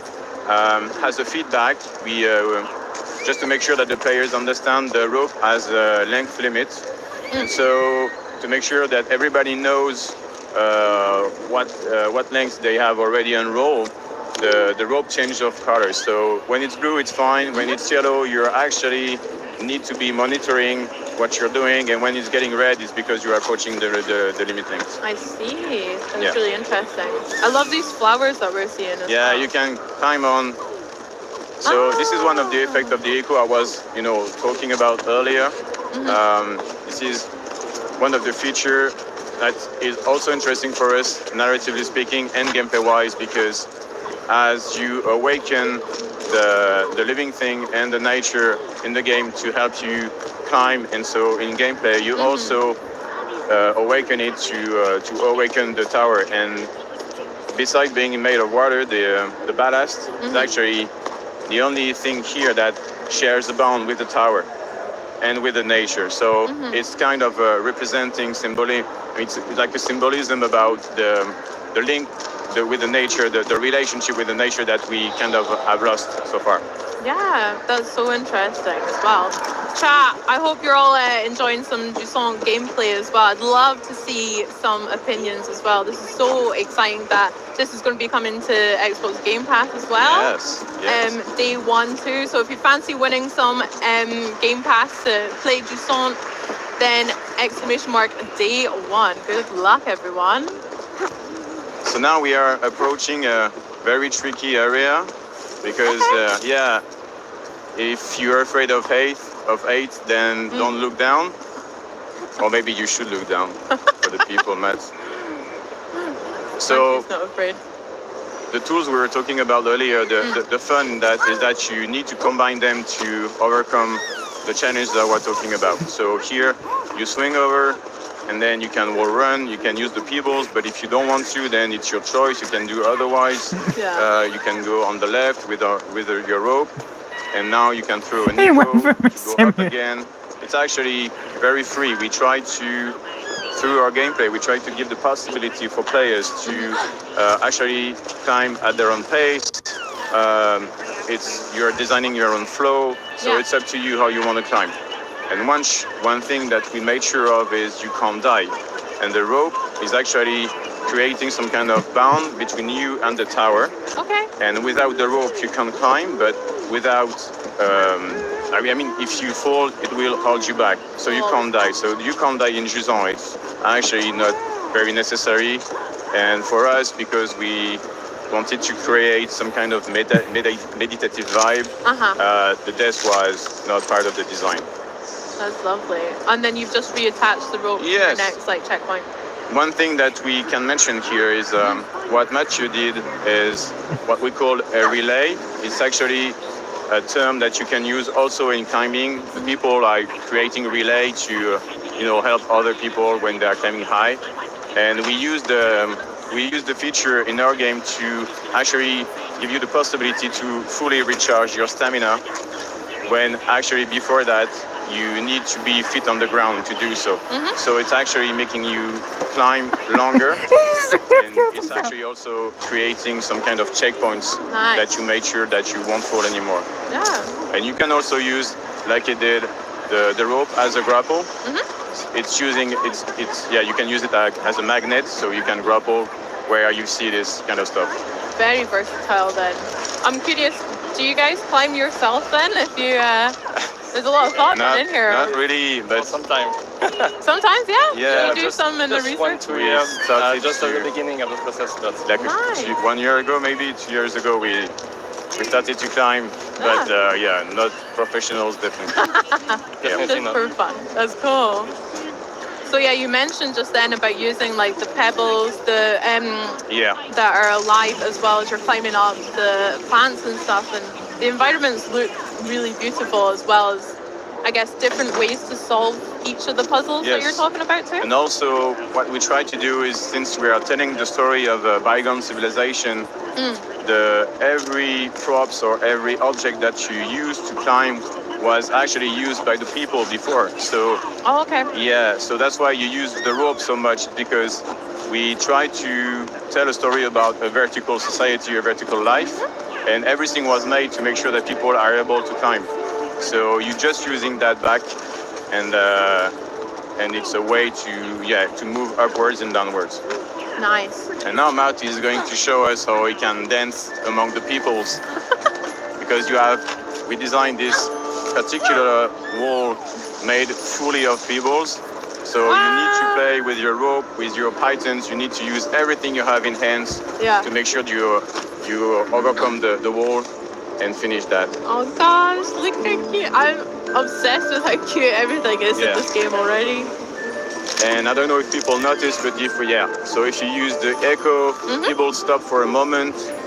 So that gives you the opportunity to kind of pause the game and relax, observe where you can go, and go back hanging again. Make your next move, figure out your next move and stuff. That's so cool.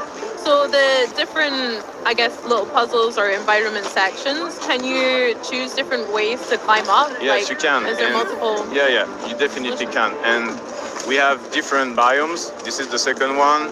People had the chance to play to the first one in the public demo, and we have others. And each biome has specificities. The environment will change, and this is how we bring gameplay variations into our game.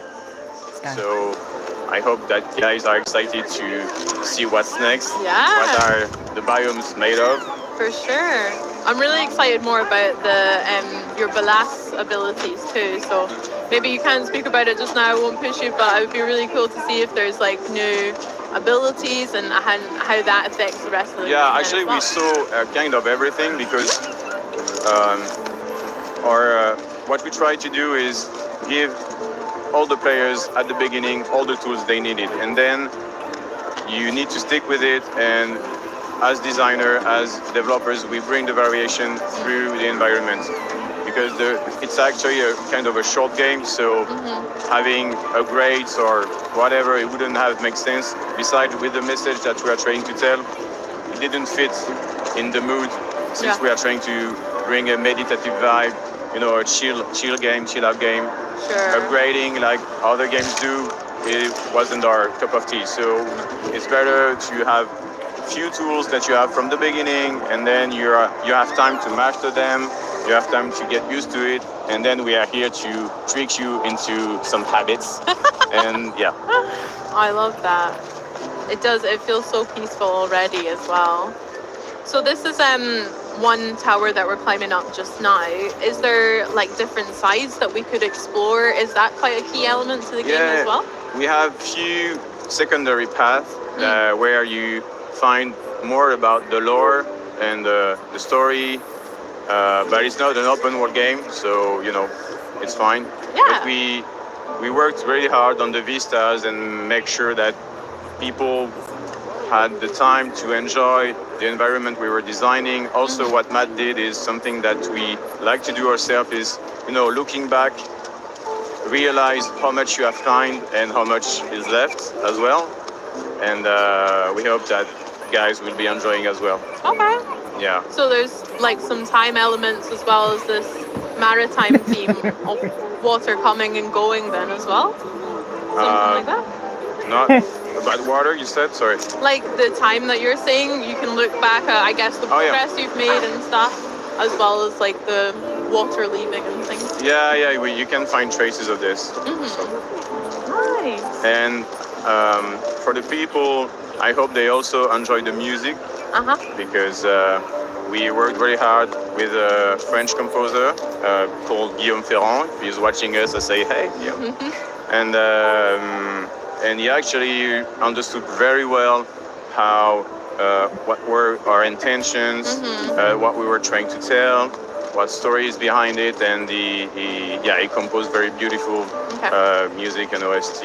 So so Sound of Music is quite an important element to the setting, like and stuff. Because it set up the mood as well. Is when you're playing, you're hearing like a nice piano music.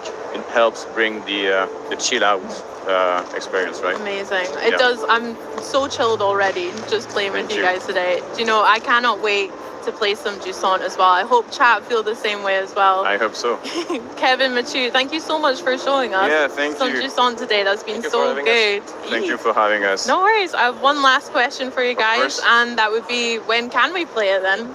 Actually, the game will be released on the 31st of October. Wow! Yeah, so you can pre-order it right after now, I guess. Hey! Yes. How exciting! There we go! So I hope don't hesitate to press the button and 2 months from now. 2 months from now. I can't wait. Guys, thank you so much Thank you again. for having us. Awesome. Next up, we're venturing back into the dark place with Alan Wake 2. But first, here's just one more look at Jusant.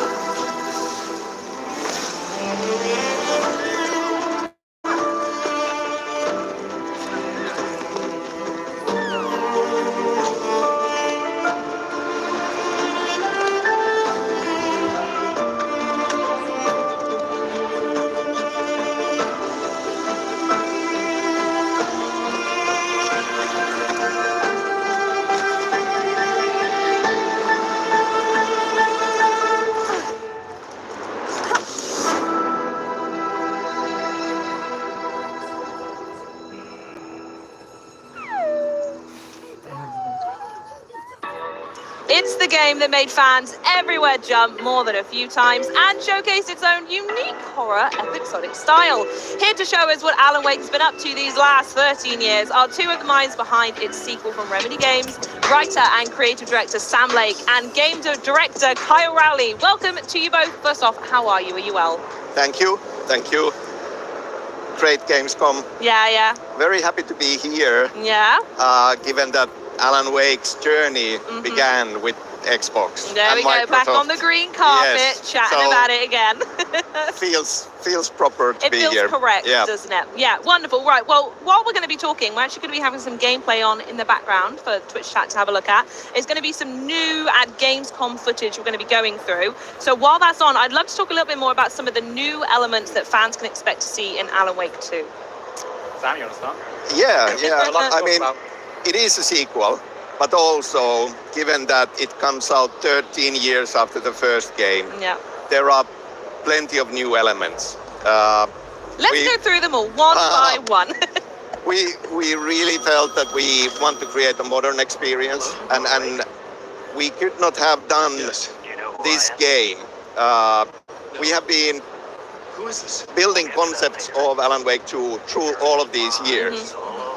It's not like you picked it up last week and decided to do something with it. But this one we could not have made before building Control first, which was our previous game. A lot of learnings with each project that we were able to then bring into this one.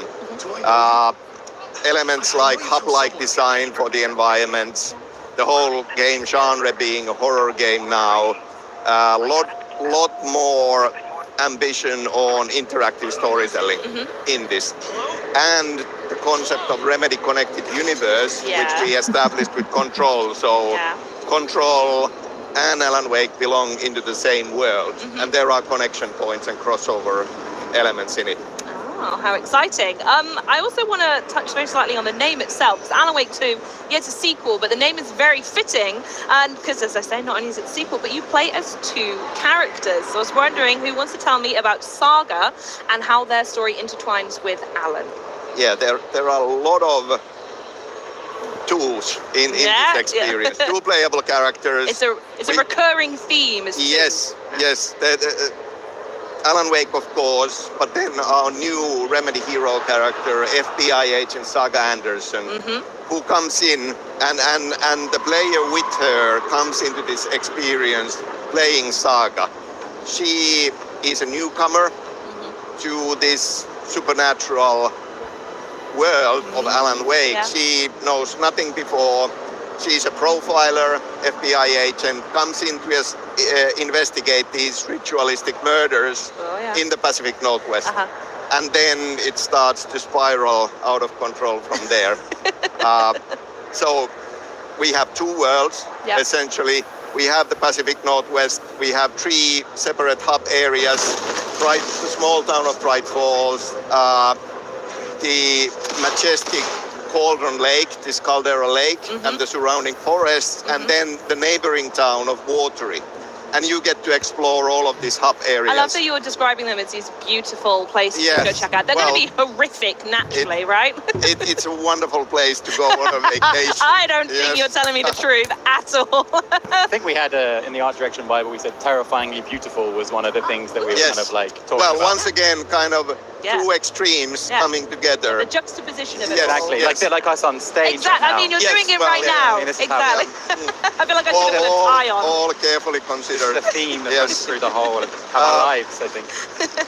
But yeah, like a lot of duality, light and darkness, obviously at the very core of Alan Wake experience.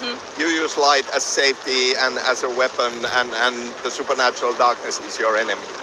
But then you go on a journey playing Saga on this murder investigation, but you are also playing as Alan Wake, trapped in the nightmare dimension of the dark place that takes the shape of this nightmarish New York City this time around. And that's one big hub of its own where we are unlocking new areas for you to explore as you progress. So these exist side by side, and you are able to choose and hop between them as you want going through this experience. And you're not just knowledgeable as the creative director, I guess, Sam, but you're in the game as well, right? I guess so. Yeah, I think you are a little bit. I have to say, it's teamwork and it's collaboration more than anything, as always making video games is, but wanting to make this game so long, and it's kind of very special to me I just felt that I want to go all in. Yeah. So we are. So was it you that stepped forward and said, "Can I be in the game, please?" We are co-directing with Kyle. I'm co-writing the story and the screenplay, and yes, I'm acting as Alex Casey, who is Saga's FBI partner, but also a fictional character that Alan Wake used to write about for years and years. Very smart. But I'm doing half of the performance really. I'm the physical You're just actor. doing one arm and a leg. And yes, exactly. And the hair.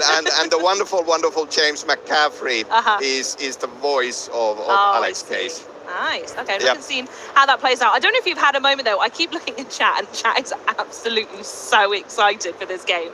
Sweet Tooth, they're saying almost as beautiful as me. Sweet Tooth, I bet you're gorgeous. Are you as gorgeous as Alan Wake then? I don't know. The next question I want to ask, completely distracted there, sorry, is I want to know more. You mentioned more about the horror element that you're leaning into, and Remedy have really gone into this not just survival game, but a survival horror game. What does that mean? Over to you. Yeah, over to me. Yeah, I mean, that all started from us looking back at, Alan Wake 1, what we as the team kind of really liked about Alan Wake 1. so distracted. He's just loving his coffee or whatever he's drinking in there. So we're looking back at Alan Wake 1 and, what did we like? What did we think we could improve upon? And one of the things that we kind of came to a conclusion of quite quickly was that, we just come off making Max Payne when we did Alan Wake 1, so we're kind of very good at making this kind of fast-paced action gameplay. But the story we were telling was a bit more on, psychological horror style. So for this one, we really wanted to make sure that those two elements, the story and the gameplay, were kind of really connected, so creating a more cohesive experience. So that kind of led us into the idea of, okay, why don't we make this like a survival horror game? And instantly when we were talking about that, we were like, wait a minute, we should have done this to begin with. Yeah. You were scared before, wait until this. Yeah, exactly. But, survival horror, I think, with the type of stories that we like to tell and, the skills that we feel like we're very good at as a studio, like world building and building a sense of place and atmosphere. I think that the horror genre in general, just we feel like that's kind of perfect fit for us as a studio. And then on top of that genre as a whole, it kind of allows us to kind of slow the gameplay down. We can focus more on the world. We can focus more on the environments and the environmental storytelling. And then we can use kind of the atmosphere to kind of build a sense of dread or a sense of threat as you're kind of progressing through the game. So for us, it just felt like a very natural fit. And then, I think that fight with light that kind of Sam was talking about before, light versus darkness, those kind of core themes just fit inside the horror genre very well. And, from a gameplay perspective, we tried to, it's still a sequel to the first game which we made, so we still wanted to keep that, fight with light concept in there. But we've slowed the gameplay down a bit more. Enemies are more threatening, they have more presence, there's less of them, you're fighting less of them throughout the course of the game. But yeah, it just felt like a very nice fit. I like the way there's lots of different elements to play in this. You mentioned before the control connection with the universe as well. Is there anything more you can share with that universe connection and how they play together? Yeah, the way we are approaching games now with Remedy Connected Universe is that it is very, very important for us to create, each game is a world of its own. These are big things.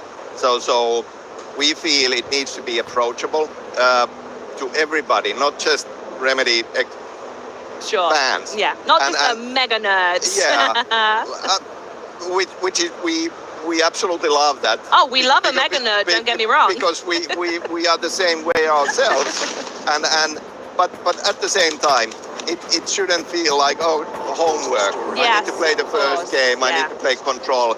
You don't, and that is part of the reason why Saga is such a perfect new hero character. She doesn't know anything when she comes into this, and she's learning and the player is learning. Sure. However, then, under the surface, it is very layered and very deep, and one of those you know kind of things. But you don't have to know all of the bits. There is a ton to be discovered, ton of connection points, and taking certain threads further in the universe. So, yeah. All right, okay, I'm challenging you to find them all. So I've got to be finding them already. Yeah, they probably are watching it. You know what they're like. I have to be totally honest as well. We've been sat around the back, hanging out during the show. speaking to all the different guests, Aaron Greenberg came by and would not stop talking about how impressed he was with the demo that he saw, and we saw you on his Instagram. So as well as the time you spent with Aaron, I'd love to know what's the reaction been like from opening night live and your Gamescom so far. It's been wonderful. Good, like that. Yeah. And it's always so important. Like we are not done yet. We are on the final stretch. We are on final stretch, and there is a ton of work, as there always is. So back home, the wonderful, talented Remedy team is working on this, but you know, when you keep working on a project like this for years, you start to be blind to it. Yes. And second guessing yourself and being uncertain.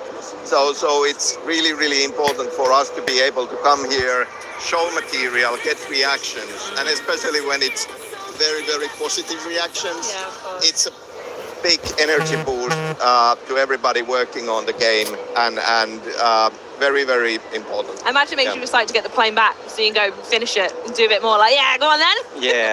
Yeah, we've still got some work to done. But we do. Yes. Perfect. Well, that leads me perfectly on to my very final question, and that is, when does everyone at home need to mark their calendars? When does Alan Wake 2 release? Alan Wake, you were looking at me. Alan Wake 2 comes out on October 27th. So not long to go. Not long at all. October continues to be very busy. Cheers to that. Thank you both, Sam and Kyle, for joining me today. Alan Wake 2 looks horrifically delightful, I think, was the summation of it. But later on in the show, we're going to catch up with the man who erased his name from Like a Dragon Gaiden. Then the crew from Elder Scrolls Online joins us to talk combat and community. Plus, it's time for another giveaway. Enter !Day1 in the Twitch chat right now for your chance to win a month of Xbox Game Pass Ultimate. And remember, that is !Day1. Next up, though, it's a world in crisis, and fans somehow just can't get enough of it. Citizen Sleeper 2 Starward Vector brings fans back to the Starward Belt. But this time, it's a little bit less than optimal, let's say that. Check out more from this behind the scenes of this space age adventure. Take a look. Oh, okay. Wake up, Sleeper. Makes sense. Hi, I'm Gareth Damian Martin, developer of Citizen Sleeper.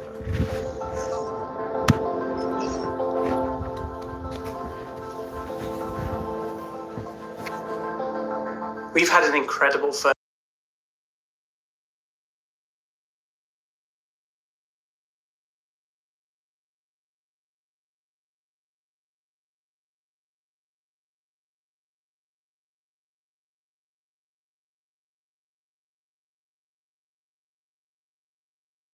Game Pass day one on release. Wake up, Sleeper.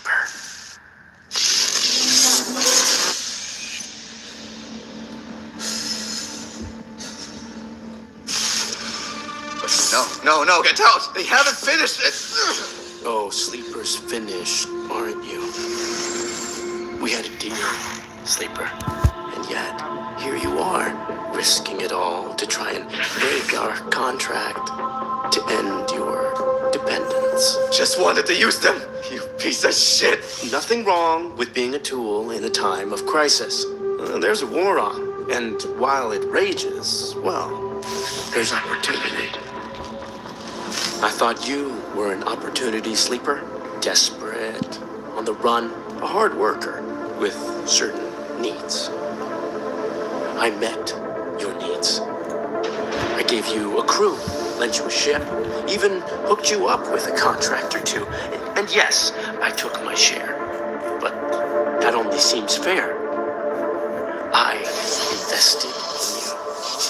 But then, you went and did this. And now, you don't need this.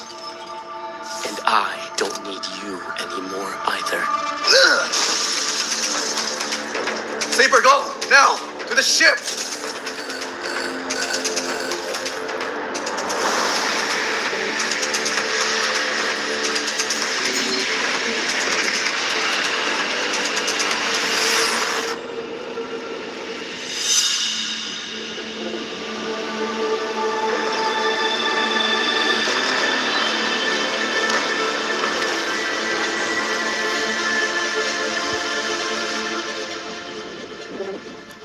You You can expect the same freeform, tabletop RPG-inspired dice-based gameplay with slice-of-life stories and relatable characters. But this time you'll have a ship, build a crew, and take on contracts as you explore the Starward Belt, trying to make ends meet.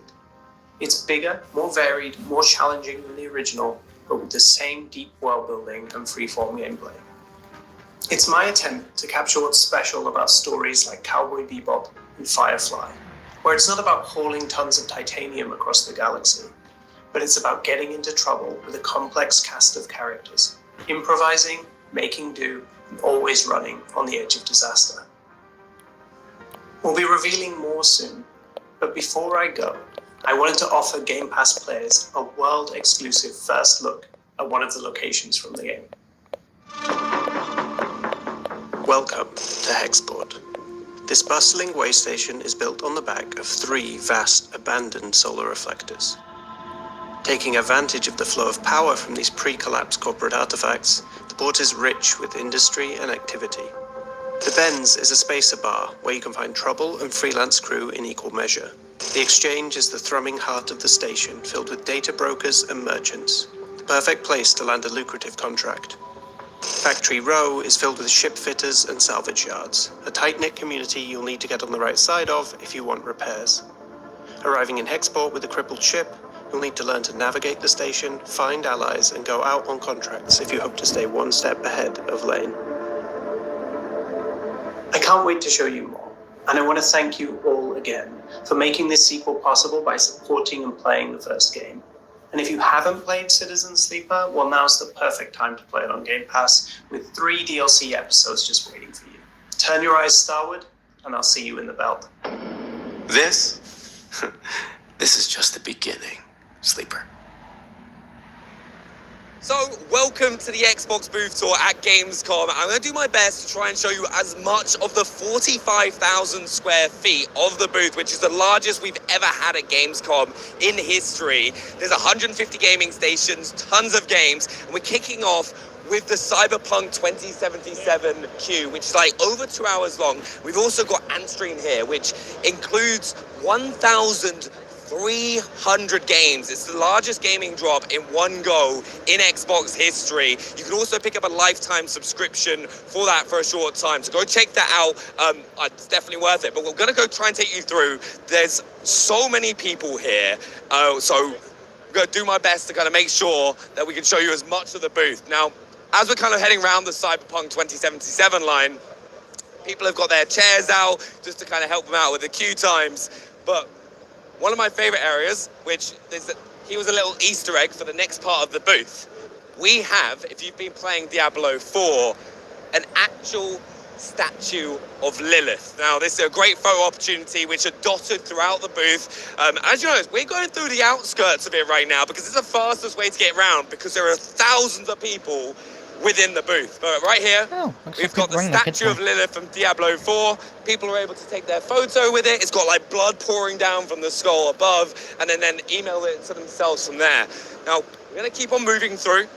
Every part of the booth, you've got gaming stations like here. We've got Armored Core, which people are able to hop on and play. The demo for that is actually really awesome. I had a lot of fun with that last night at FanFest. So we head through the right-hand side. If you have a look at the main show floor, you can see the Xbox stage where we've been doing the whole broadcast from. So we've had Phil Spencer up there yesterday with Charlie, which is one of my favorite interviews of the show so far. And also, potentially one of my dream cars for Forza Motorsport, the Porsche Taycan. And one of the great things of this, there are actually loads of scratches. Like, you won't be able to see it without getting up close. But this was actually in a real race, like a couple weeks ago. So there's a few scratches from that.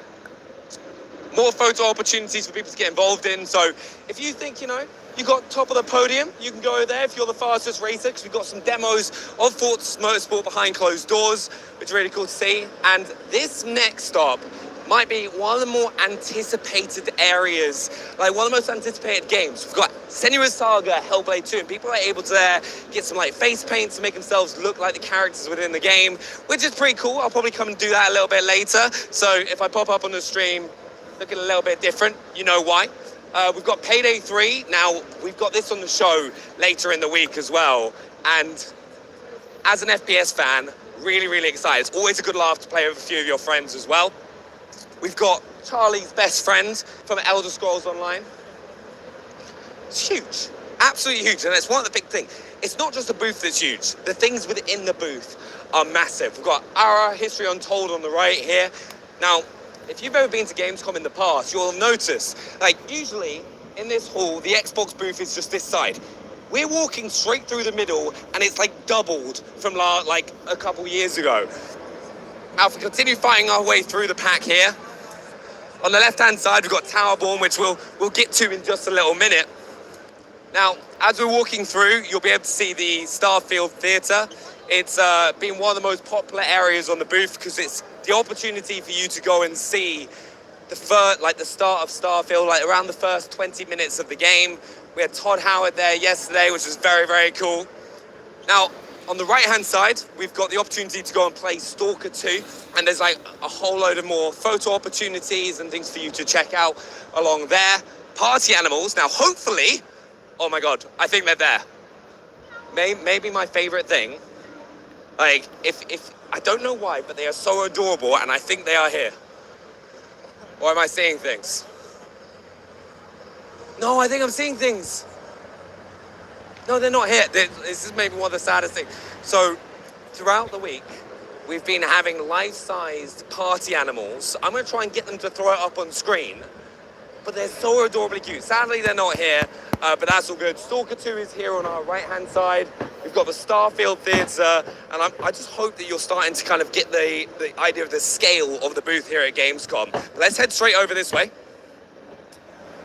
Now, Age of Empires 4, you can play it right now if you want to on controller or on your Xbox console. We've got an awesome console here as well, just kind of, you know, commemorate the game as well. So if you like it, I'm pretty certain there's a very nice gold. I never trust myself when it comes to colors because I'm colorblind, but it's all good. Now, the next thing I want to show you is, of course, if we head to the side of the Xbox stage, we've got a very unique Starfield experience, which was designed for Gamescom with Temper. And if you look to the right, you can actually see a life-size cockpit, which has got unique footage, which has not been seen anywhere else, purposely built for that chair, which is insane. I'd recommend checking it out if you're at Gamescom, but I kind of want the chair myself. It is very, very cool.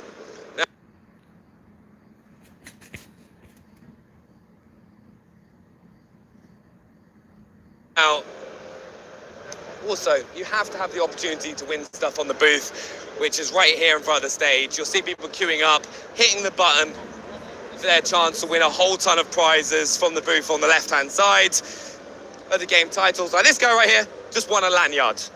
All right, PC Game Pass lanyard.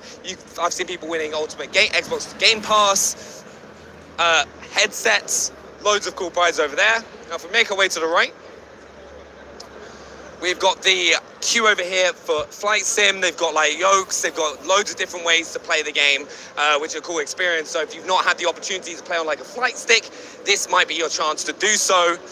And the final stop that I want to show you all is, of course, Towerborn. Now, the one thing that I'm very excited about with Towerborn is we've got a really cool demo coming to the show tomorrow. So I want to make sure that you hit that follow button so you don't miss that. And that's the end of the Xbox booth tour. So don't miss that show tomorrow. I'm going to go play some more games. I'll see you later. It's time to start chatting about the ultimate brawling combat in the intensely immersive world of Yakuza.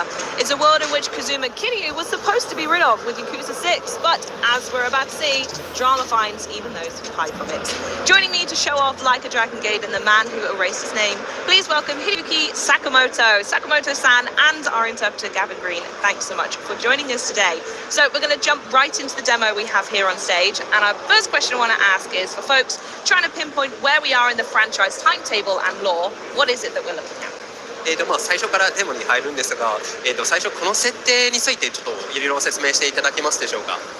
はい、今回のセブンガイデンというタイトルはですね、龍が如く6の後に桐生一馬がどういったこう表舞台から姿を消してこう生きていたかっていったところが語られるような物語、後の龍が如く7、あとは龍が如く8につながるまでのいきさつをこ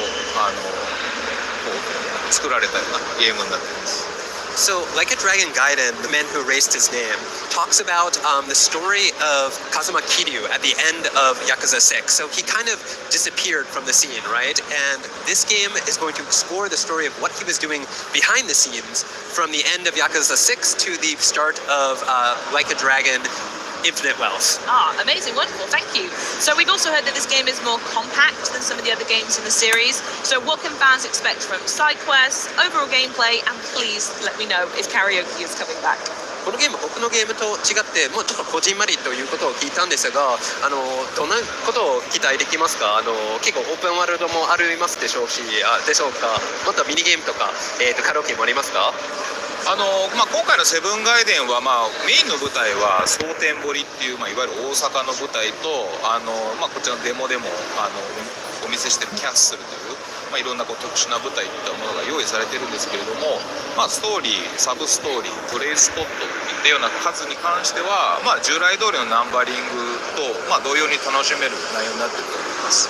So this game contains like all of the things that you're familiar with from the series. It's got story, main story, it's got side stories, it's got mini games. So in a lot of ways, it's very similar to the kind of construction of the main games. And it takes place mostly in Soten Mori, but also is, as you see in this demo, it takes place in the castle as well. Ooh, how interesting. Okay, so a question I'm going to ask on behalf of Kiryu, as I'm certain he's asking it multiple times, is why can't he just be left alone? Hasn't he been through enough? これキリを代表にしてこれ聞くんですが、なぜキリはもう休ませてもらえませんか？本当セブンでこう春日一番を助ける役目でこう一瞬出てきて、龍が如く8で、春日と桐生のダブル主人公っていったものを発表してきたんですけれども、やっぱり正しく桐生がなぜここに至るまでになったのかっていうところはゲームでやっぱりちゃんと伝えなきゃいけないかなと思って、そこを楽しんでいただけるとよりこう龍が如くのこれまでの物語が深く理解できるようになるかなと思います。So Kiryu appeared in Yakuza Like a Dragon in 7, he appeared as a side character very briefly and kind of helped out in the story. And in the next game, in Like a Dragon Infinite Wealth, he's kind of a co-protagonist with Kasuga Ichiban, right? So we figured we kind of had to say, like, what happened? How did he get here? Like, if we didn't do that, we felt like we'd be not really. His adopted daughter, now that he's come out of hiding, are we going to see?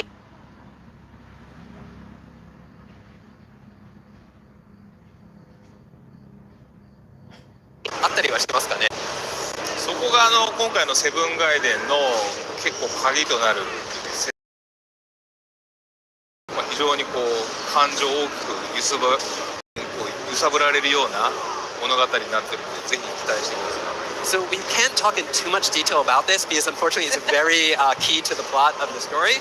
But what we can say is that it's going to be an emotional and interesting tale, and we think you all like it. Oh, I'm certain we will. I also want to know if there are any familiar faces that we can expect to see. I am mostly just digging to see if we get to see Ichiban come back or my beloved Mishima. じゃあ、馴染みの顔とか会うことはあるんでしょうか？私の大好きな春日一番やマジマも来るんですかね？メインストーリー自体が本当にこうセブンの裏側とかも語られているので、やっぱりこう春日一番とかも、こう劇中にはやっぱりこう関与するというか登場しますし、今までのレジェンドのキャラクターもいろいろこうなんでしょう、サイドコンテンツとしても楽しめる部分もあるので、シリーズファンの方はすごく満足できるようなこう内容になっていると思います。So the plot of this game takes place in the kind of the shadows of Yakuza Like a Dragon. So Kasuga Ichiban is very much related to the story. You kind of see hints of him throughout it. But outside of that, there's going to be also lots of legendary characters who you're familiar with the series. You're going to see people pop up in side stories and other things. So he thinks that anybody who's a fan of the series is going to be fully satiated by all the stuff that's going to pop up. Amazing. And obviously combat is a phenomenally huge part of the game as well.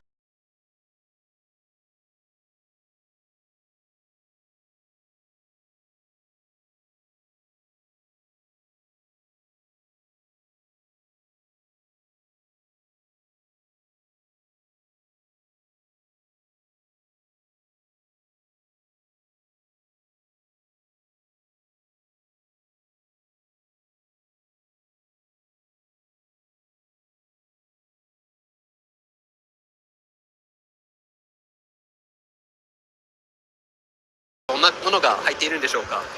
はい、私たちスタジオもまあこうちょっと直前に RPG っていうタイプのゲームを作ってきたんで、こう久しぶりのこうアクションゲームということで、今我々ができる一番こう楽しめるアクションをまず作ろうというところから始まりました。So until our previous game, we made an RPG, right? Which is kind of different from an action game. So we're kind of coming back to the whole action system, and we're kind of getting our feet wet. So but we made sure that we made something that we think everybody will really enjoy. 今回このセブンガイデンは、エージェントスタイルと王竜という2つのバトルスタイルをこう使い分けて遊べるような内容になっています。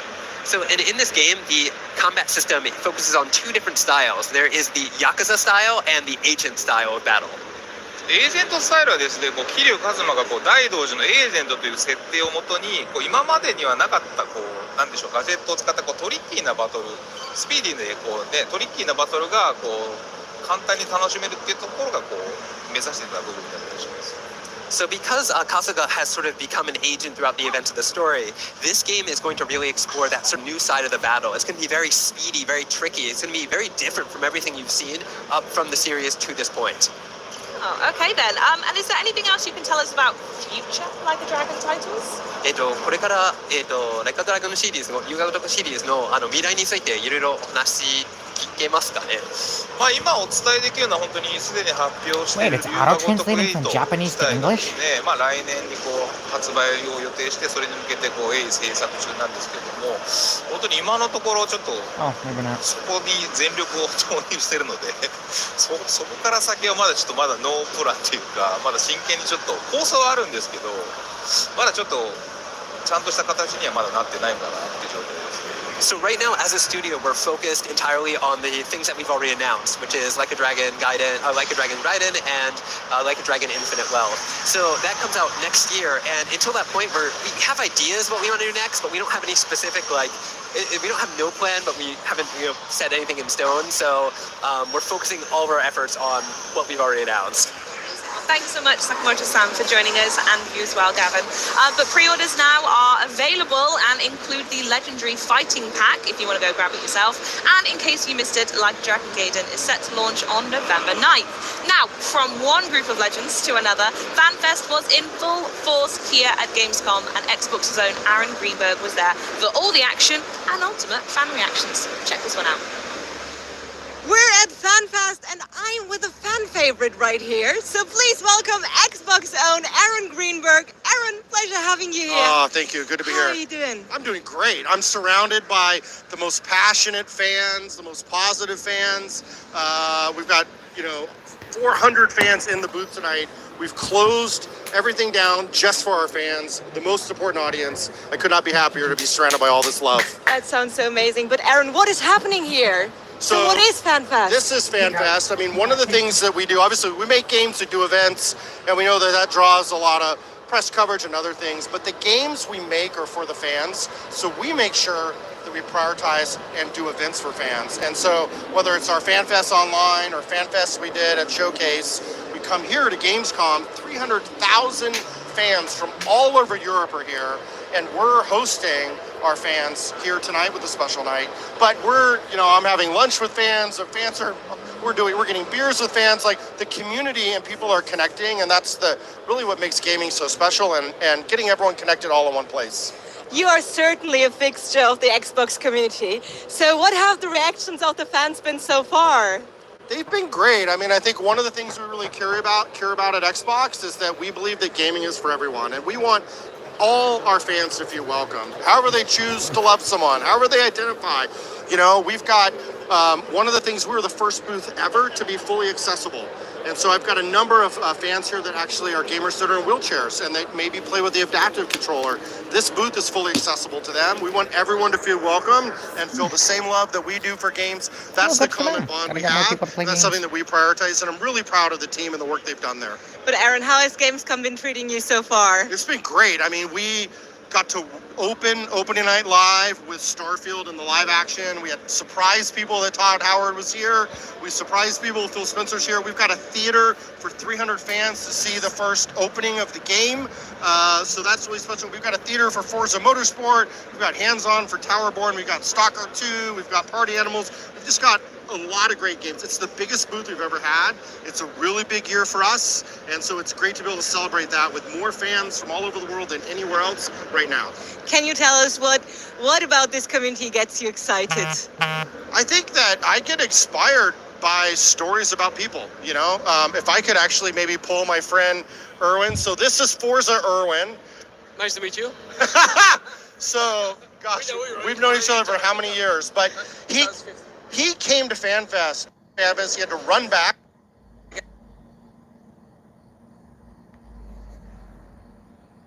Aaron and the rest of the team are first Echo Sound, and that's why we have a special bond also together, because Aaron invited me to come to FanFest, and since then it's been remarkable, amazing. Guys like Aaron and the rest of the team are so approachable and so much shows, you know, to the fans as well.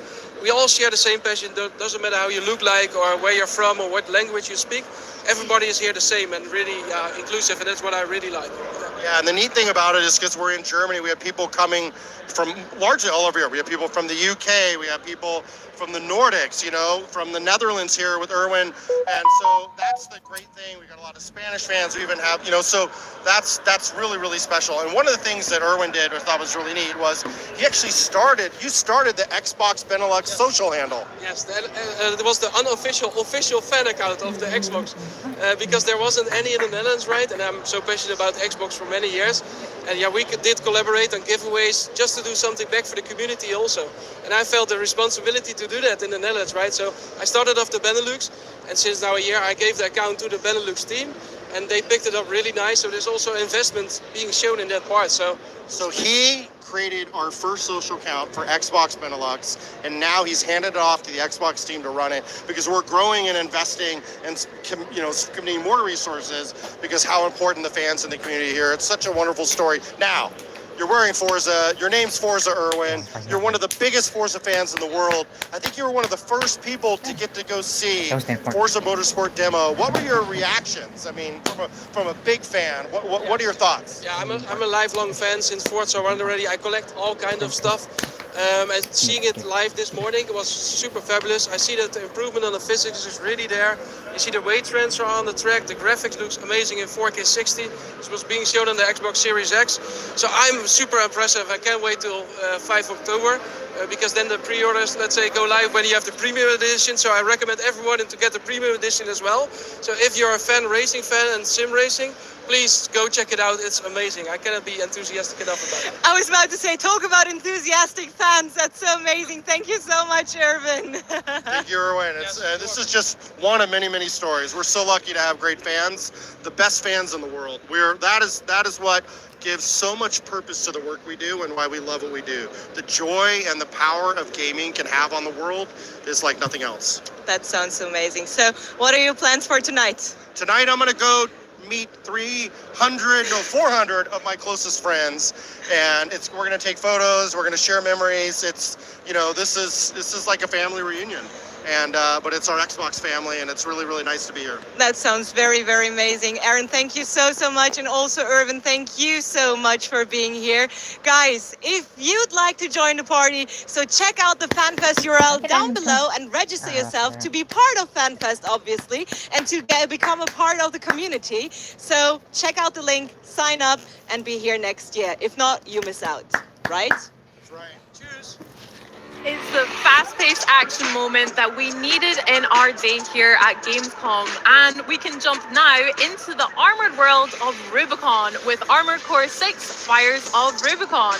From Bandai Namco Europe, please welcome Bertrand Manjon. Hi, Bertrand. Hello, hi. How are you today? I'm fine. I'm excited to be here. I'm excited you're here as well. I'm so excited to play some Armored Core 6 with you as well. So, right off the bat, can you tell us where we are and what we can do here? So we are in Armored Core 6, obviously, and we're currently in a mission which is called Infiltrate Grid 086. So that's the first mission of the chapter 2. Okay. So generally when players reach this mission, they should be able to play and know have a better understanding of the game mechanics. So we'll just progress through the mission and see how we tackle the situation. Sure, let's take a look at them. So there, currently enemies are just attacking me, so I will reply back. That's deal the with whole them. point in Armor Core. So you have to be quick. That's intense action all over the place. And react to what's coming at you straight away. Very cool. There's some destruction in the environments going on too. That's great to see.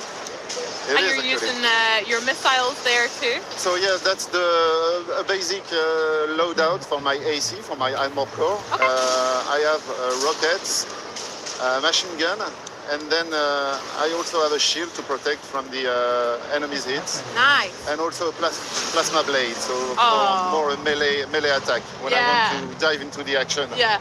a little bit more. I like the plasma blade. That looks like a lot of fun. You're really fast. Yes, so that's the assault boost. Assault boost is something that you can use to reduce the gap between the enemies, to be some kind of more aggressive way to go at the enemy. But it's also used to be some, as an evasive action if you want to evade some difficult situation. Very cool. Now, Bertrand, I'm super excited to talk to you today because I hear you've got quite a lot of experience in some other titles that you and the team were able to bring to Armor Core 6. Can you share with chat at home some of those as well?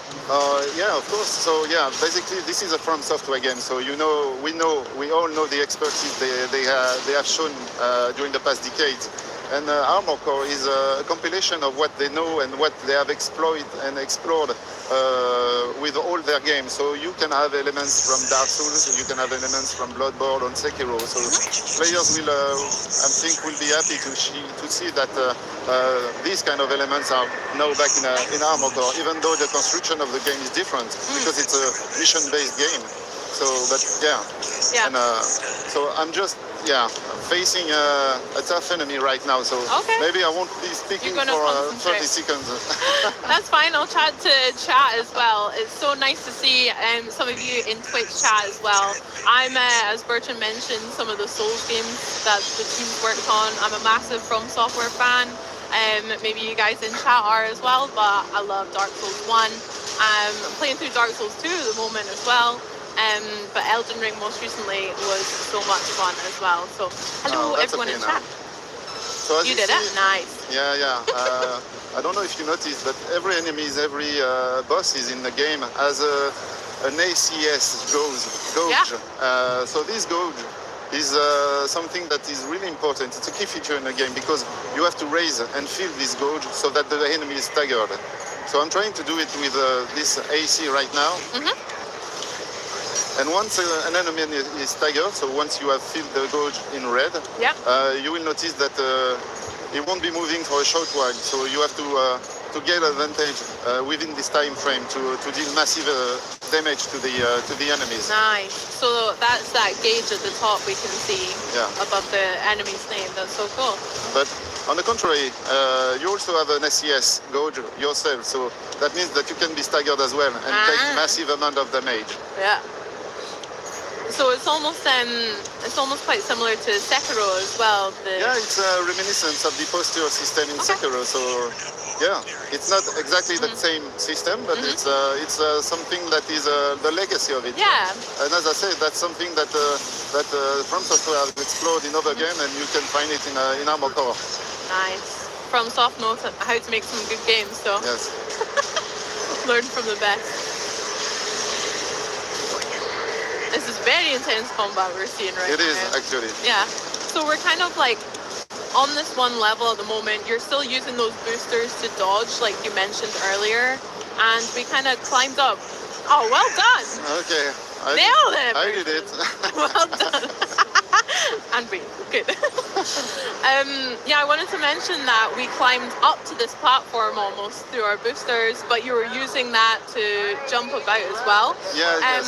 Let's talk about the verticality in Armor Core 6 as well. Yeah, so that's one of the main elements in the Armor Core. So yeah, we were talking about the previous From Software games like Elden Ring or Dark Souls and Bloodborne or Sekiro. So generally players are used to stay on the ground for this game, and in Armor Core you have to to get vertical, I would say. So get up in the air, swipe, and boost forward, backward, and so the 3D dimension is something that you have to take into account when you are facing enemies.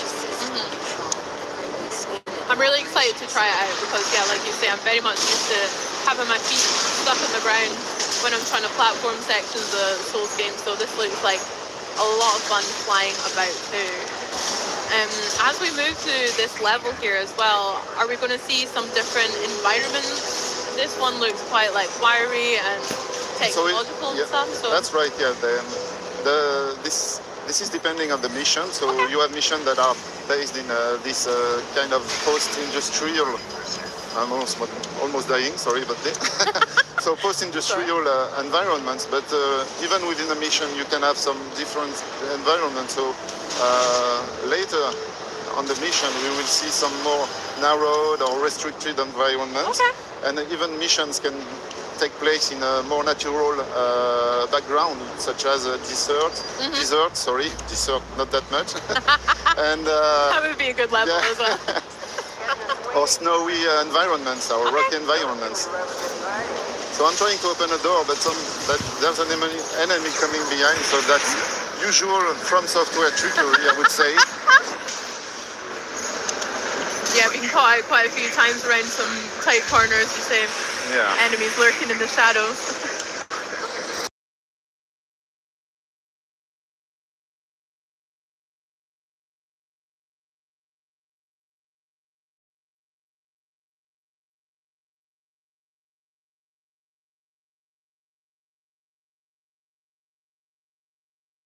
Running over Rubicon. Yes. Do you want to tell us a little bit about, I guess, what our key objective is? So there are many factions that are fighting for the coral substance on Rubicon 3, and we are playing the role of a mercenary, which is taking contract from different factions. So in this mission, we are being tested by a faction called the Dozers, which are some kind of junkies, junkie addicted to the coral substance. But on other missions, we have different commands or commanders. So I'm more in a narrowed or restricted environment now. So that's, you can feel the tension, and you can bet that there's some tricks and yeah. So here is the best location to use the scanning system, so to see what kind of enemies are waiting for me at the corner. So there's one here. I will try to take him from a range distance. And there's another one here. Okay. Very good, Bertrand. I see a lot of people in chat saying that the game looks amazing. Site officials said it there. Lots of you as well. That's so cool. It does. It looks so stunning as well. Just even these corridors. Intense action all the way from A to Z. So yeah, exactly. That plasma car looks so much fun. I guess as well, you'll need to change up your different weapons depending on the environment you're in as well. Yes. Yeah. There are many weapons that you can allocate to the to your AC.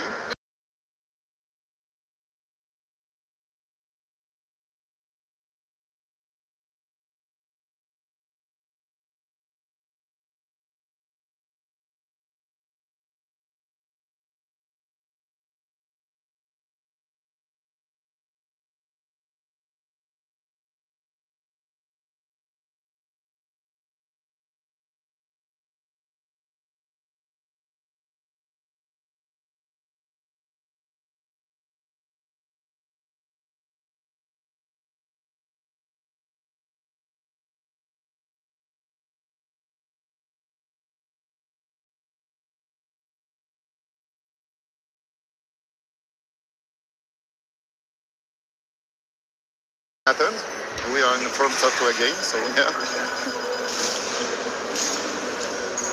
Lots of tries and lots of ways to get it done. No, I'm excited to explore more of the weapons that we can. We are reaching the.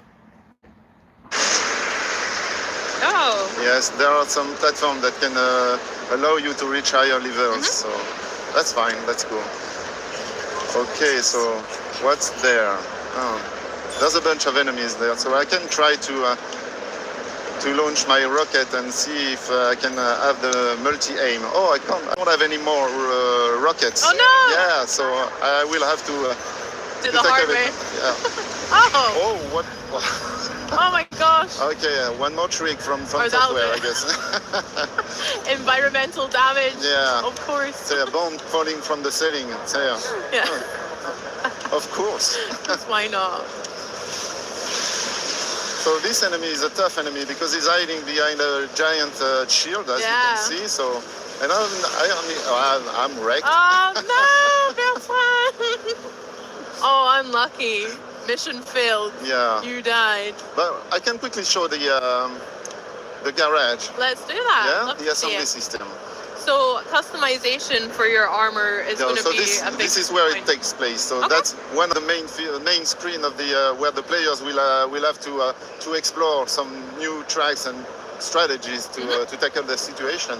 So you have three main categories here. So the first one, the unit, will affect the attack power of your AC.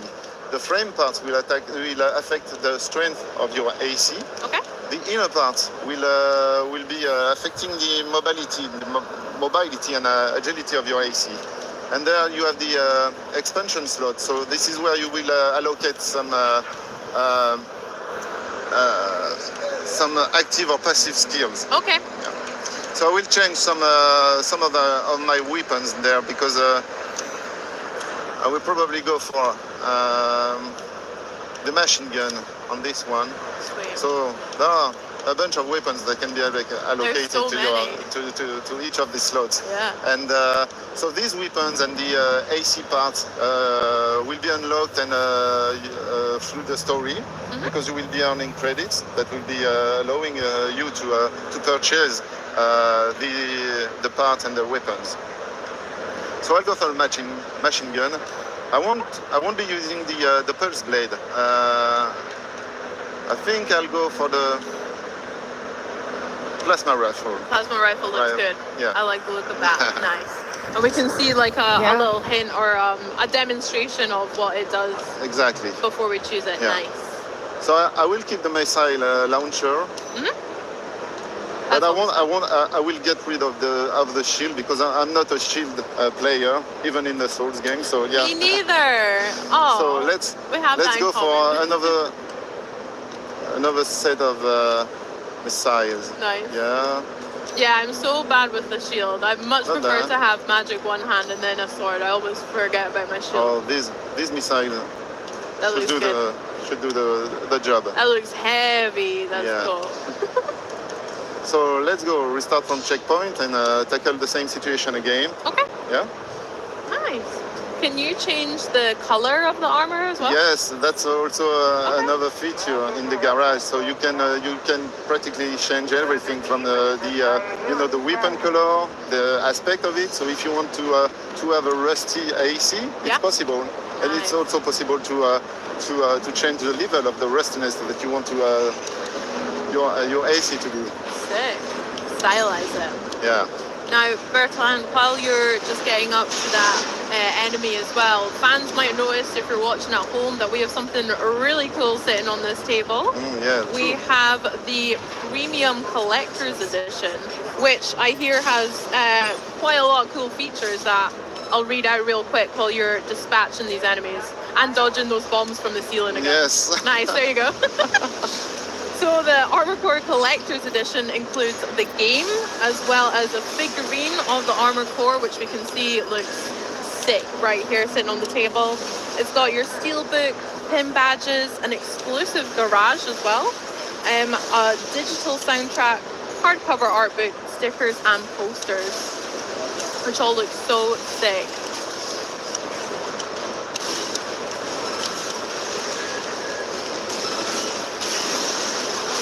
How you doing, Bertrand? I'm doing. How you feeling? You feeling more confident with that? Yes, the loadout is much more efficient now. Oh my gosh! Yes. Very efficient. Smashed it. I was expecting that to take a little bit longer, but that was sick. Well done. Yeah, this giant door should open now. Oh yeah. Yeah. They've surrendered. You dispatched all of their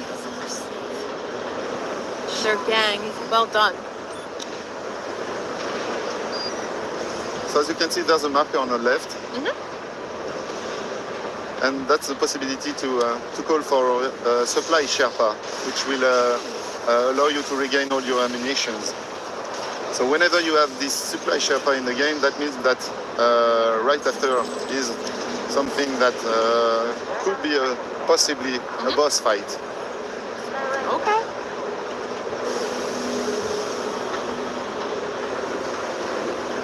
All of these environments look so sick. Yeah. All right, so dear. this is the boss time. Okay, so we've got the smart cleaner. The smart cleaner, yeah. I mean, I thought the enemy would just float as the boss, but So you can notice that I can focus on two weak points, one on at the bottom of it and one on the top of it. So this is where I should focus and shoot, and try to raise the stagger gauge, the SES. And try to also keep a distance, because with these giant swats from these arms, you can deal a massive amount of damage. nice. Yeah, I always love that in FromSoft games, like especially with bosses. It reminds me of this one, where you have different elements that you can target, and that'll maybe change the way they react to you or how the fight is as well. It's always fun to find those weak points. So I'm evading with the assault boost, just to keep a distance. And can you change the boost? Is that something that can we change the mobility of your armor core as well? So yeah, if you select some more booster with more power, you can boost more quicker. Nice. Gamer Panda says this looks so cool and so smooth as well. Well, boss fight are the DNA of From Software. So in this game, it's I'm gonna be doing this for 3 hours. as well. So. Yeah. Okay. Char loving it, Bethman as well. Elle says, when I play this, it feels like I'm 15 years old again. Awesome playground. That's so sweet. Thank you. Glad you guys in chat are enjoying it. You're doing well, Bertrand. You've got I'm trying to get the stagger on this boss. Yeah. You got this. Here it is. Nice. So now I can through everything I have to lower the AP gauge, which is the health gauge. Oh, he's over. He's rinsed. That was great damage. Smashed it. Ow. Ooh, he's got the pain too. Okay. Oh my god. You okay? I'm trying. Well done. So you can repair throughout the fight as well, I noticed. That's cool. Oh no! That looks like a big toaster. That looks like a toaster. You're okay, I believe. Yeah, I'm okay with 61 points remaining. Let's try. I'm sure you've been on left. Let's go.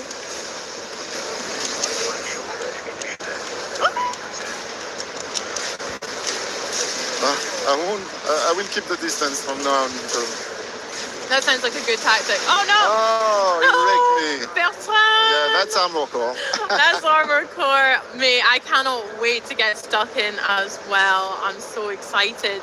So Twitch chat, we've got one more really cool giveaway for you. We have a chance to win something else that's super epic, as well as this fantastic statue, a custom Xbox Series X Armor Core 6 console and controller. We're giving away a custom console and controller on Twitch right now if you type !Rubicon in Twitch chat to enter the giveaway. That's !Rubicon, all lowercase. Bertrand, that was so much fun. I'm really, really excited to play it. As a Souls fan who's not played the Armor Core series, that looks I have a feeling like there's a going to bit be of me some as well. little So bit like one more when thing. can we play it? Tomorrow. Tomorrow is launch day. Yeah, so tomorrow you can play. Yeah. Let's do it. I can't wait. Well, Bertrand, thank you so much for joining us. That Thank was you for great the fun. invitation. That was cool. Really cool. Thank you. Coming up, we've got the team from Elder Scrolls Online giving us a glimpse into how they bring the realm of Apocrypha to life with the community in mind. Then we'll dive into new gameplay from Ara History Untold. But first, it's the latest from a Dragon Quest spin-off known by manga fans everywhere. This is Infinity Strash Dragon Quest: The Adventures of Dai.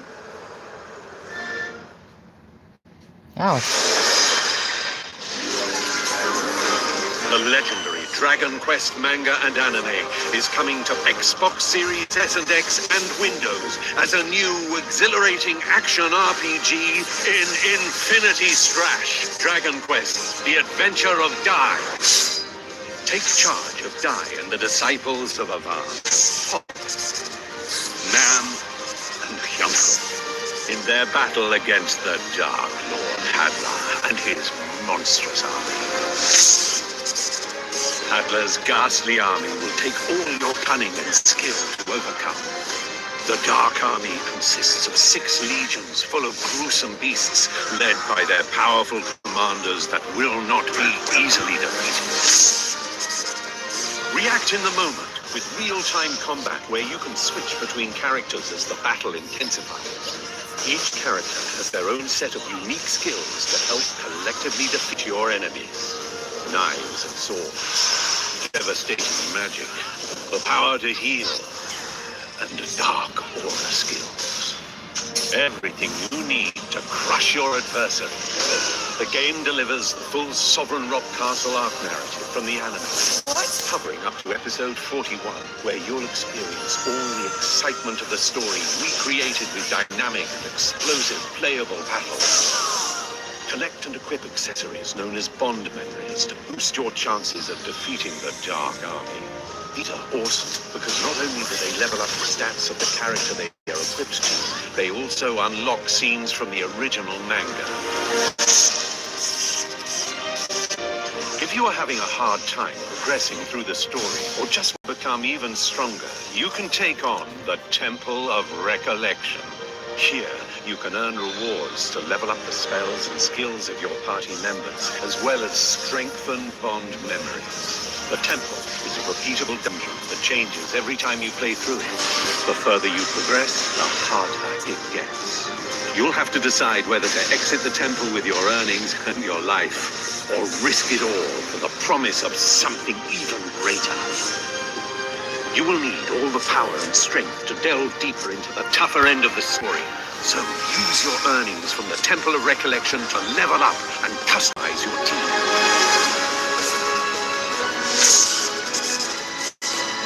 Once you've completed the story, Challenge Mode is unlocked. Here, you will find unique, supercharged quests that offer even greater challenges not seen in the main game.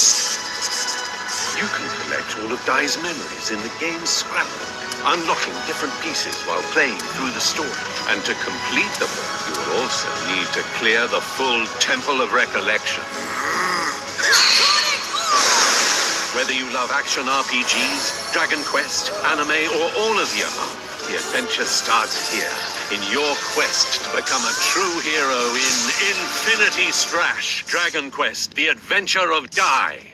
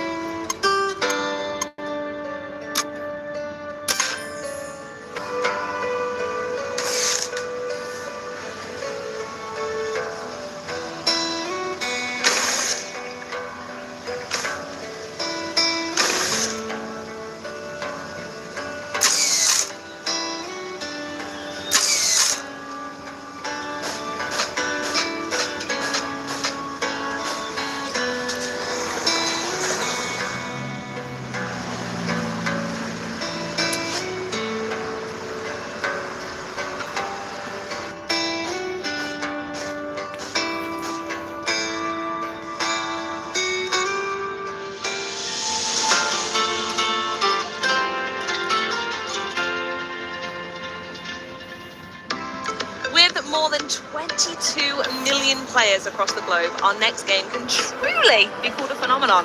Joining me to give a glimpse into the Elder Scrolls Online Gamescom experience, please welcome Matt Firor. How are you doing, my dear? Thank you, I'm doing great. Yeah, good. It's been a busy couple of days for you, but we're going to have a fantastic chat about what is quite honestly one of my favourite games ever. So, folks who have played the newest ESO expansion, Necron, will no doubt recognise from all the footage we've shown of Gamescom so far in the booth, our wonderful Daedric Prince over there, looming over everybody. And I'd love for you to tell everyone at home exactly what fans have been up to on the booth, aside from snuggling up with Hermaeus Mora. Yeah, and as you can see, Hermaeus Mora is the Daedric Prince of knowledge, and he's super creepy. And it's awesome. And that's what makes him awesome. That's what makes him awesome. Yeah. Among many things, but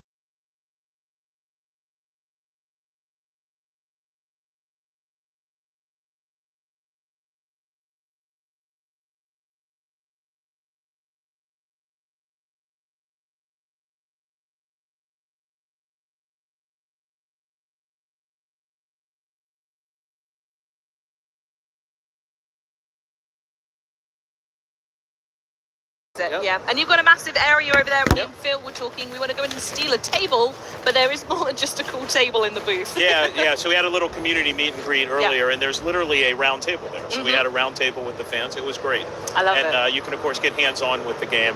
And then there's of course the giant statue of Hermaeus Mora. So right at the it's end. a great time. Yeah. I think it's a great opportunity as well for folks who, for some reason or other, haven't played it yet, to just come in and check it out.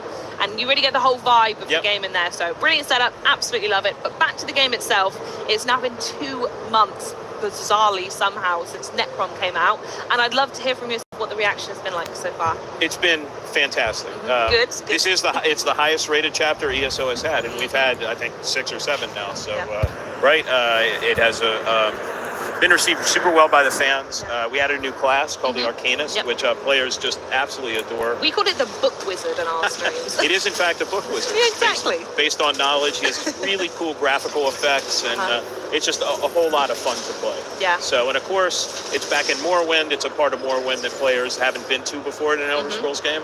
And then you get to go to Hermaeus Mora's Plane of Apocrypha, which is basically a giant dungeon built out of books. Yeah, so it's absolutely. great. And the story, Elder Scrolls in any Elder Scrolls game, from Arena to Skyrim to Elder Scrolls Online. You know what you're doing, don't you, when it comes to story? Yes, exactly. Exactly. And no spoilers, but the story in this one is amazing. Yeah, please go finish it. My favorite thing about when it opened up, an insight into my gameplay style, is I'm very much the completionist. So whenever I get a new part of the map, I get to go in and tick off all the little bits. And so yeah, absolutely adore it. One of my favorite new places to stay in. But onto the community itself and being here at Gamescom, and all the online community at home as well, hugely passionate around the globe.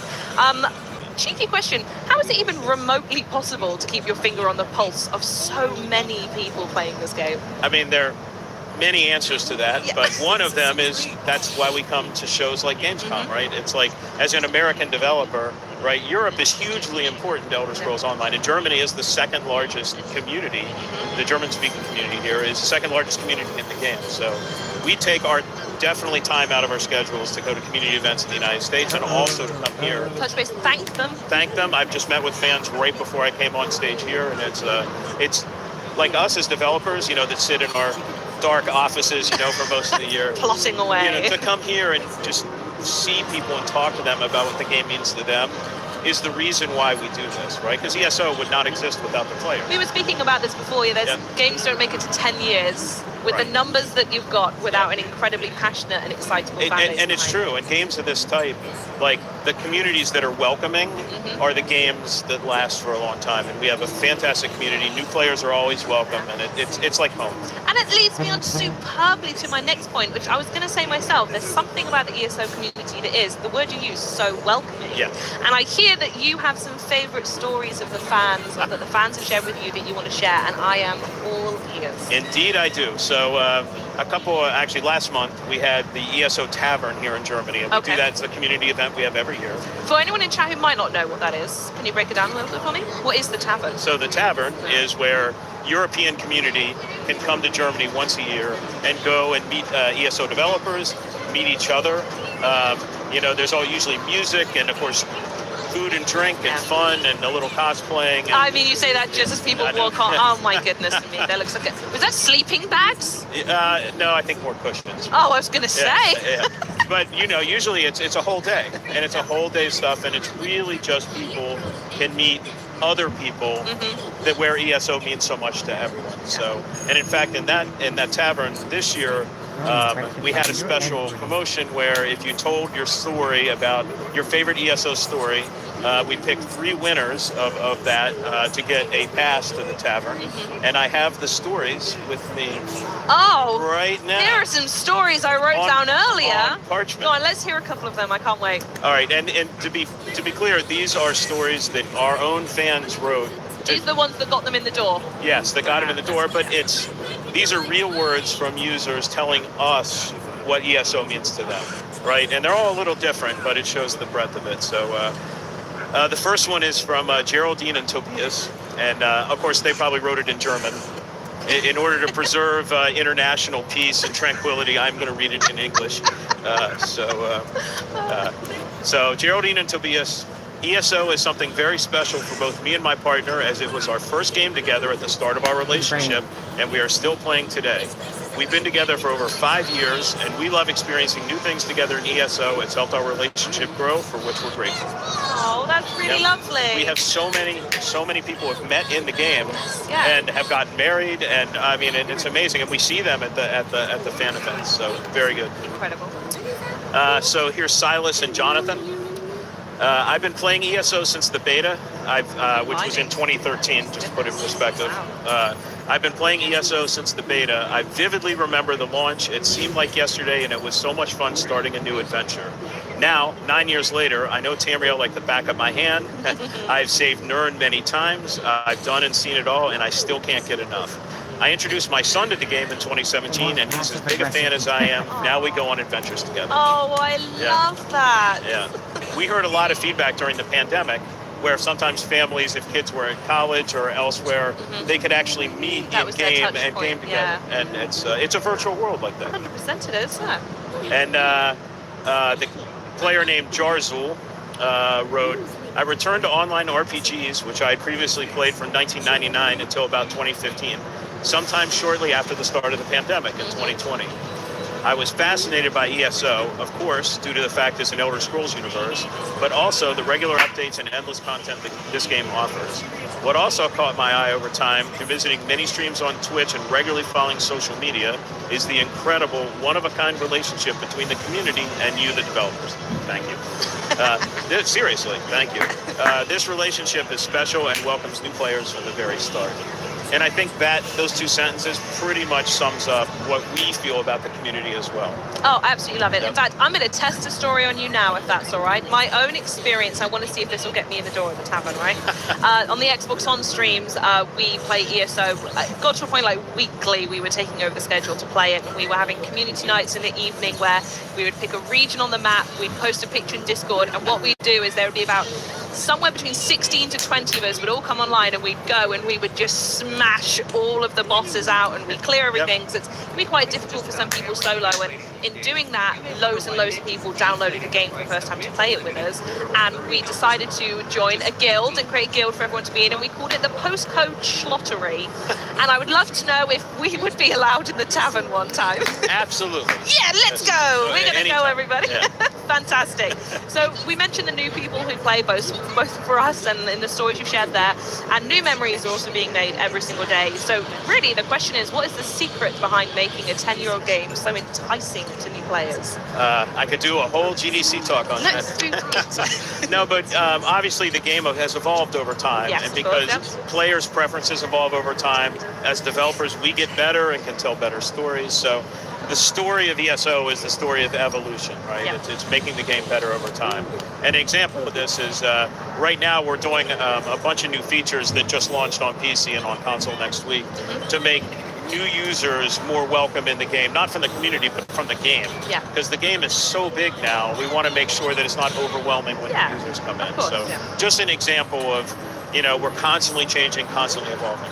Yeah, I love it. So even though you are 10 years in, you're thinking about that onboarding new player experience. Oh yeah, what and that looks like. we have had so many new players this year. So you know, ESO is still very, very, very successful. We're not done yet. And we're not done yet. In fact, next question: what is next for ESO? Well, Where we're at the 9.5-year mark, you know, for Goodness. ESO's launch on PC, right? Which means next year is a big year.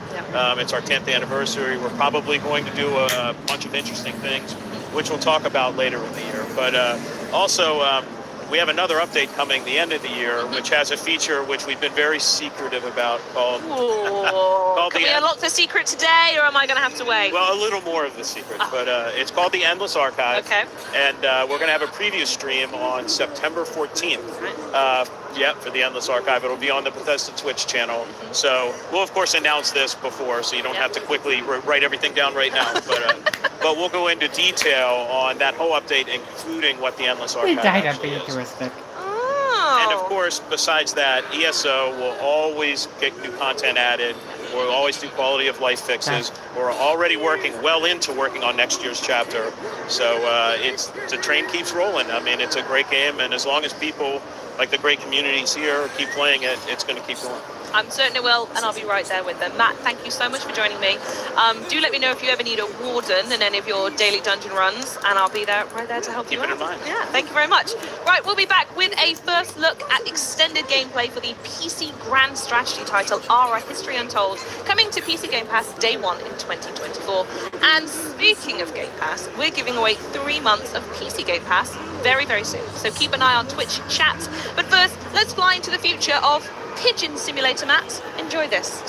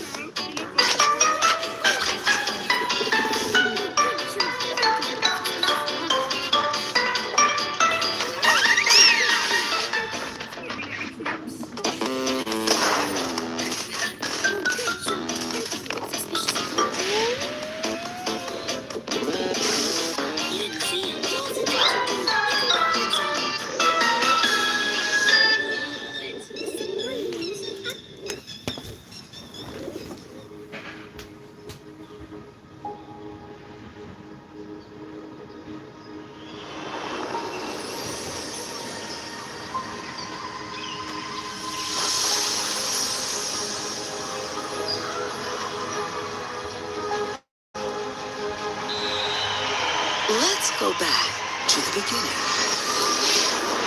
There, the world untouched. No thrones ascended. No history yet written. Just people waiting to be led somewhere extraordinary by you.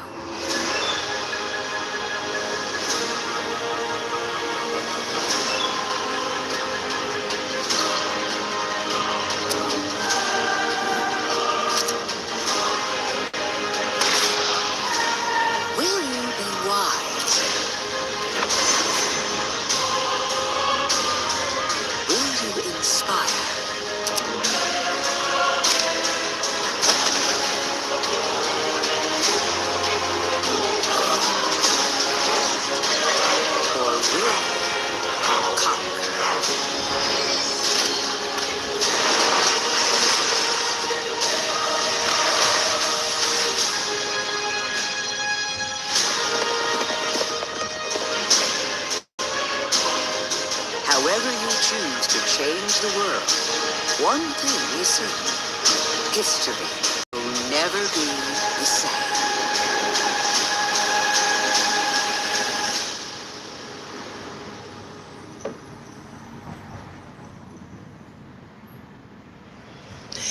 It's the grand strategy game that puts you at the center of history. We've got your first extended look at ARA History Untold, and here to introduce us to the game and play tour guide through the ARA experience here at Gamescom, please welcome Livy and Matt. Guys, thank you so much for having me here. Of course, yeah. On behalf of the entire team at Xbox Publishing and Oxide Games, we're so excited to have you here, and we're so excited to be showing off gameplay at Gamescom. Yeah, it's a really incredible opportunity to be here in Cologne and get the chance to show the world the game.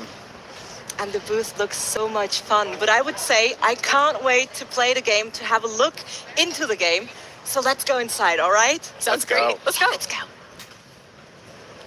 And just like that, we're here in the theater. And Matt, tell us about one of the ways that ARA differs from other grand strategy games fans may have played. Sure, happy to. I'm really excited to get a chance to share ARA with the world today and show our gameplay preview here from Gamescom. One of the things I love about this game is how 4X gamers, turn-based strategy gamers, historical gamers are going to find a ton that feels really familiar. Why. It feels My like live stream's coming gonna home. be like 5 It hours. feels like this is it. I know exactly what's going on. This is kind of my vibe. But ARA History Untold also features a number of unique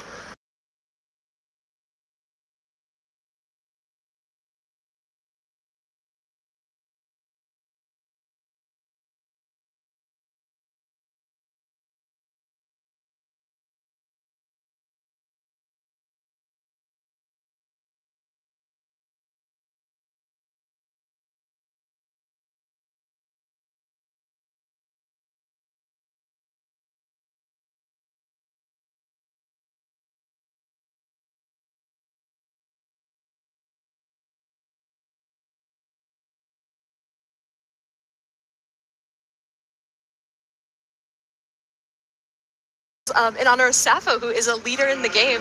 So Sappho, one of the great things about ARA History Untold is that it features leaders not just of militaries, of government, but also it features leaders of arts and culture and invites players to play and explore a world as them.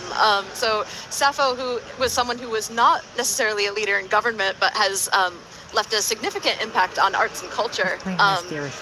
She's a leader in ARA, and she's definitely one of my favorite leaders to play as. I am someone who also loves to play, as Matt mentioned, tall instead of wide. I like playing with arts and culture and beauty aesthetics in mind, as opposed to, I'm not so much of a combat. I totally understand, because that's probably the route I would take as well. Yeah, absolutely. Yeah, what about you? Who's your favorite historical leader? Well, so for today, for Gamescom, I'm going to pick one of my favorites. I'm going to pick Harun al-Rashid.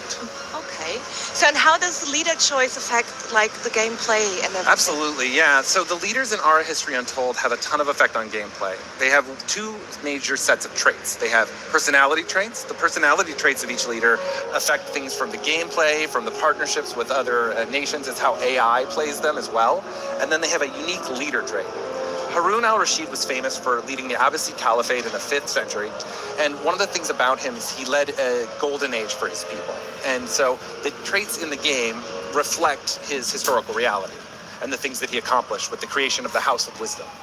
And so you can see some of the powers that these provide: extra trade routes, increased immigration to the capital. Harun al-Rashid is your classic tall strategy leader, where you play as a leader that builds up a small number of cities and builds them very, very big, very, very powerful, very large, as opposed to spreading out all over the map.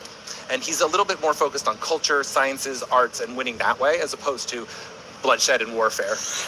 Another one of the ways that ARA History Untold differentiates itself is we really wanted to lean into the idea that you rule how you want to rule. You lead how you want to lead, that you become the leader you want to become. And the way we do that is through a system we call prestige. Within ARA History Untold, prestige is the way you actually win the game. It's your score. It's how you build points up over time. And there are dozens of ways to earn prestige in the game, but really they're reflective of how you want to play, how you want to lead your nation. So with Harun al-Rashid, I'm probably going to be leaning into some masterpieces, cultural works, great triumphs, which are what we call the most amazing buildings from throughout history, and see if I can build up that way. So sounds so exciting. Moving in here, the very first thing you'll probably notice is that living world, right? ARA History Untold is built up in a way where you can zoom all the way down to level, see your citizens living their lives. So this is an early settlement. It's 6000 BCE, and I have my little people wandering around, part of my nation here. They're living their daily lives. They're farming the land. I have a workshop over here, which is going to be important for the crafting system, which we'll get into in a little bit. But you can see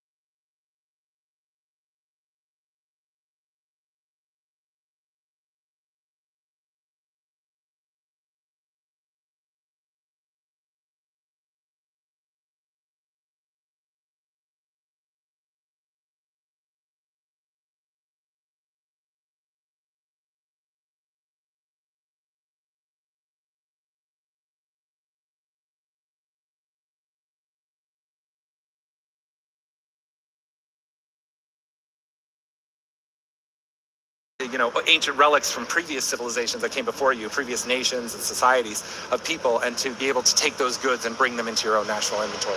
So I'm going to go ahead and take my scout. I'm going to move them there. Now, you may notice that my scout has moved to the edge of this region, but they haven't actually moved into this zone. And that's because Ara History Untold features true simultaneous turns.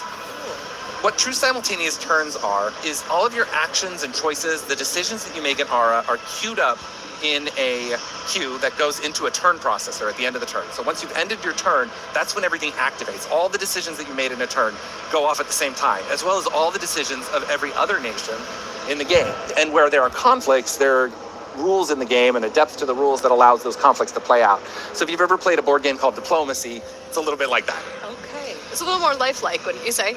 I would say, yeah. I would say it's a little bit more realistic, a little bit more authentic to how real things go. In real life, it isn't always, I take a turn, you take a turn, then you take a turn, then I take a turn. It's really more like we're all doing things all the time. And that's kind of what we wanted to simulate with the true simultaneous terms and what our amazing partners at Oxide Games have been aiming for. So the other big decision I'm going to make early on is what to build. So we call the buildings that you make in the game improvements. And these improvements are things from farms, the workshop, my village hall, which is the center of my territory. I'm going to go ahead and start with a mine. And the reason I'm starting with a mine is that I am gaining a lot of food, I'm gaining a lot of wood, I've got a good amount of coin coming in, but I don't have any stone. And Savannah is actually a really great place to build a mine because there is a lot of good rock, a lot of good natural earth. You can kind of take a look at the yields when you're building up improvements and see what some of those things are. So you can see this is good for stone. One thing the Savannah's not great at, though, is wood. So I'm going to take my scout. I'm going to keep exploring. My goal is to go and find some forests. The other thing you have to do on the first turn is pick a technology. Technologies in our History Untold represent the kinds of scientific advancements that people have made throughout history. You have a tech deck for each era. We start in the ancient history era, and then you'll draw some of these techs as sort of like drawing cards from a deck and get to select from those. So my first three technologies that I've gotten to pick from are docks, which I probably won't pick because although I do have no water nearby it. There's an ocean down here, but I'm not really there yet, right? I wouldn't want to build docks right away. Now, measurement scales is good because this is a technology, it's a commerce technology. It builds me ways to get more coin through a trading post. It also gives me access to a great triumph, the Great Pyramid of Giza, which gives you a ton of prestige if you were the first and the only nation in the world to build it. I could also take kilns, which is a technology for pottery, for building out an artisan studio if I wanted to move down the culture route. Right now, though, I'm kind of interested in coin. I want to make a little cash, make a little Skrilla, get going. So I'm going to go ahead and build those measurement scales. It always helps, right? Yeah, no, absolutely. And then after that, I'm going to go ahead and end my turn. And you can see all of the moves have accomplished. Day turns to night, night turns to day. It's now the year 5875 BCE. My people have explored further out their surroundings. They've discovered some of these incredible things. And I've also made a new friend or potential enemy. This is an independent settlement. Independent settlements in they're nations that are not really nations yet. They're these small city-states or small groups of people that have founded a tribe or founded a place somewhere in the world. They're not represented by other players. You can't play as an independent settlement in the game. They're controlled by the AI, and They can become your friends. You can even convince them to join your nation by completing enough quests and helping them along. Or you can, conquer them, pillage, take all the things. It's basically up to you. Again, rule. The choice is yours, right? Yeah, rule how you want to rule. So right now, my scout has discovered this great independent settlement. I'm going to wait till they come talk to me. They're going to probably want to bring me a quest or something soon in a couple turns. I could hunt these hyenas, which are causing me some problems over here. Can they attack your scouts as well? Well, so that's what's fun about the dangerous wildlife. Instead of having kind of roving packs of wildlife that are a danger, instead it's sort of a give and take. You have to make a choice as to whether or not to hunt the wildlife or to leave it alone. But until you hunt it, it's blocking your ability to play in that region. I can't build a farm here or a mine or a logging camp until I remove those hyenas. So it's kind of a give and take, and it's sort of a risk. They also do have the ability to hurt your scout unit if the hunt is more dangerous. So you can see the hyena is not a terribly dangerous hunt, just two of those little symbols. Rhinos, yeah. A lot more That's a dangerous. different story, yeah. Yeah, totally. So I'm going to keep going northwest, though. Instead of harvesting this equipment or hunting these hyenas, I think what I want to do is I want to keep exploring because I really need some wood. Let's check in on the city. We're still building that mine. We're a few turns out, so we got a little time. And let's end our turn. All right, we're 2 turns away from our mine, and our world has expanded. We've discovered more territory, and if you can see out in the distance here, you can just start to see the edge of what, if I had to guess, was a tropical jungle. And that's going to be really handy for me as a nation that hasn't discovered any wood yet, doesn't have a lot of great lumber logging potential, being built on this beautiful savanna-like territory.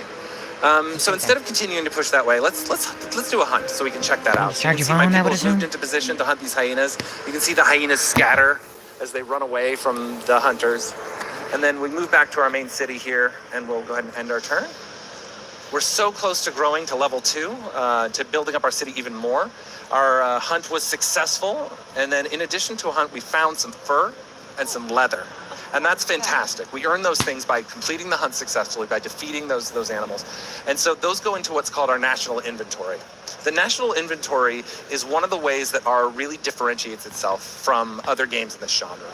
It is a way to express a more complicated economic system with more depth and more strategy to it that allows you to make a bunch of decisions about how to utilize the natural resources around you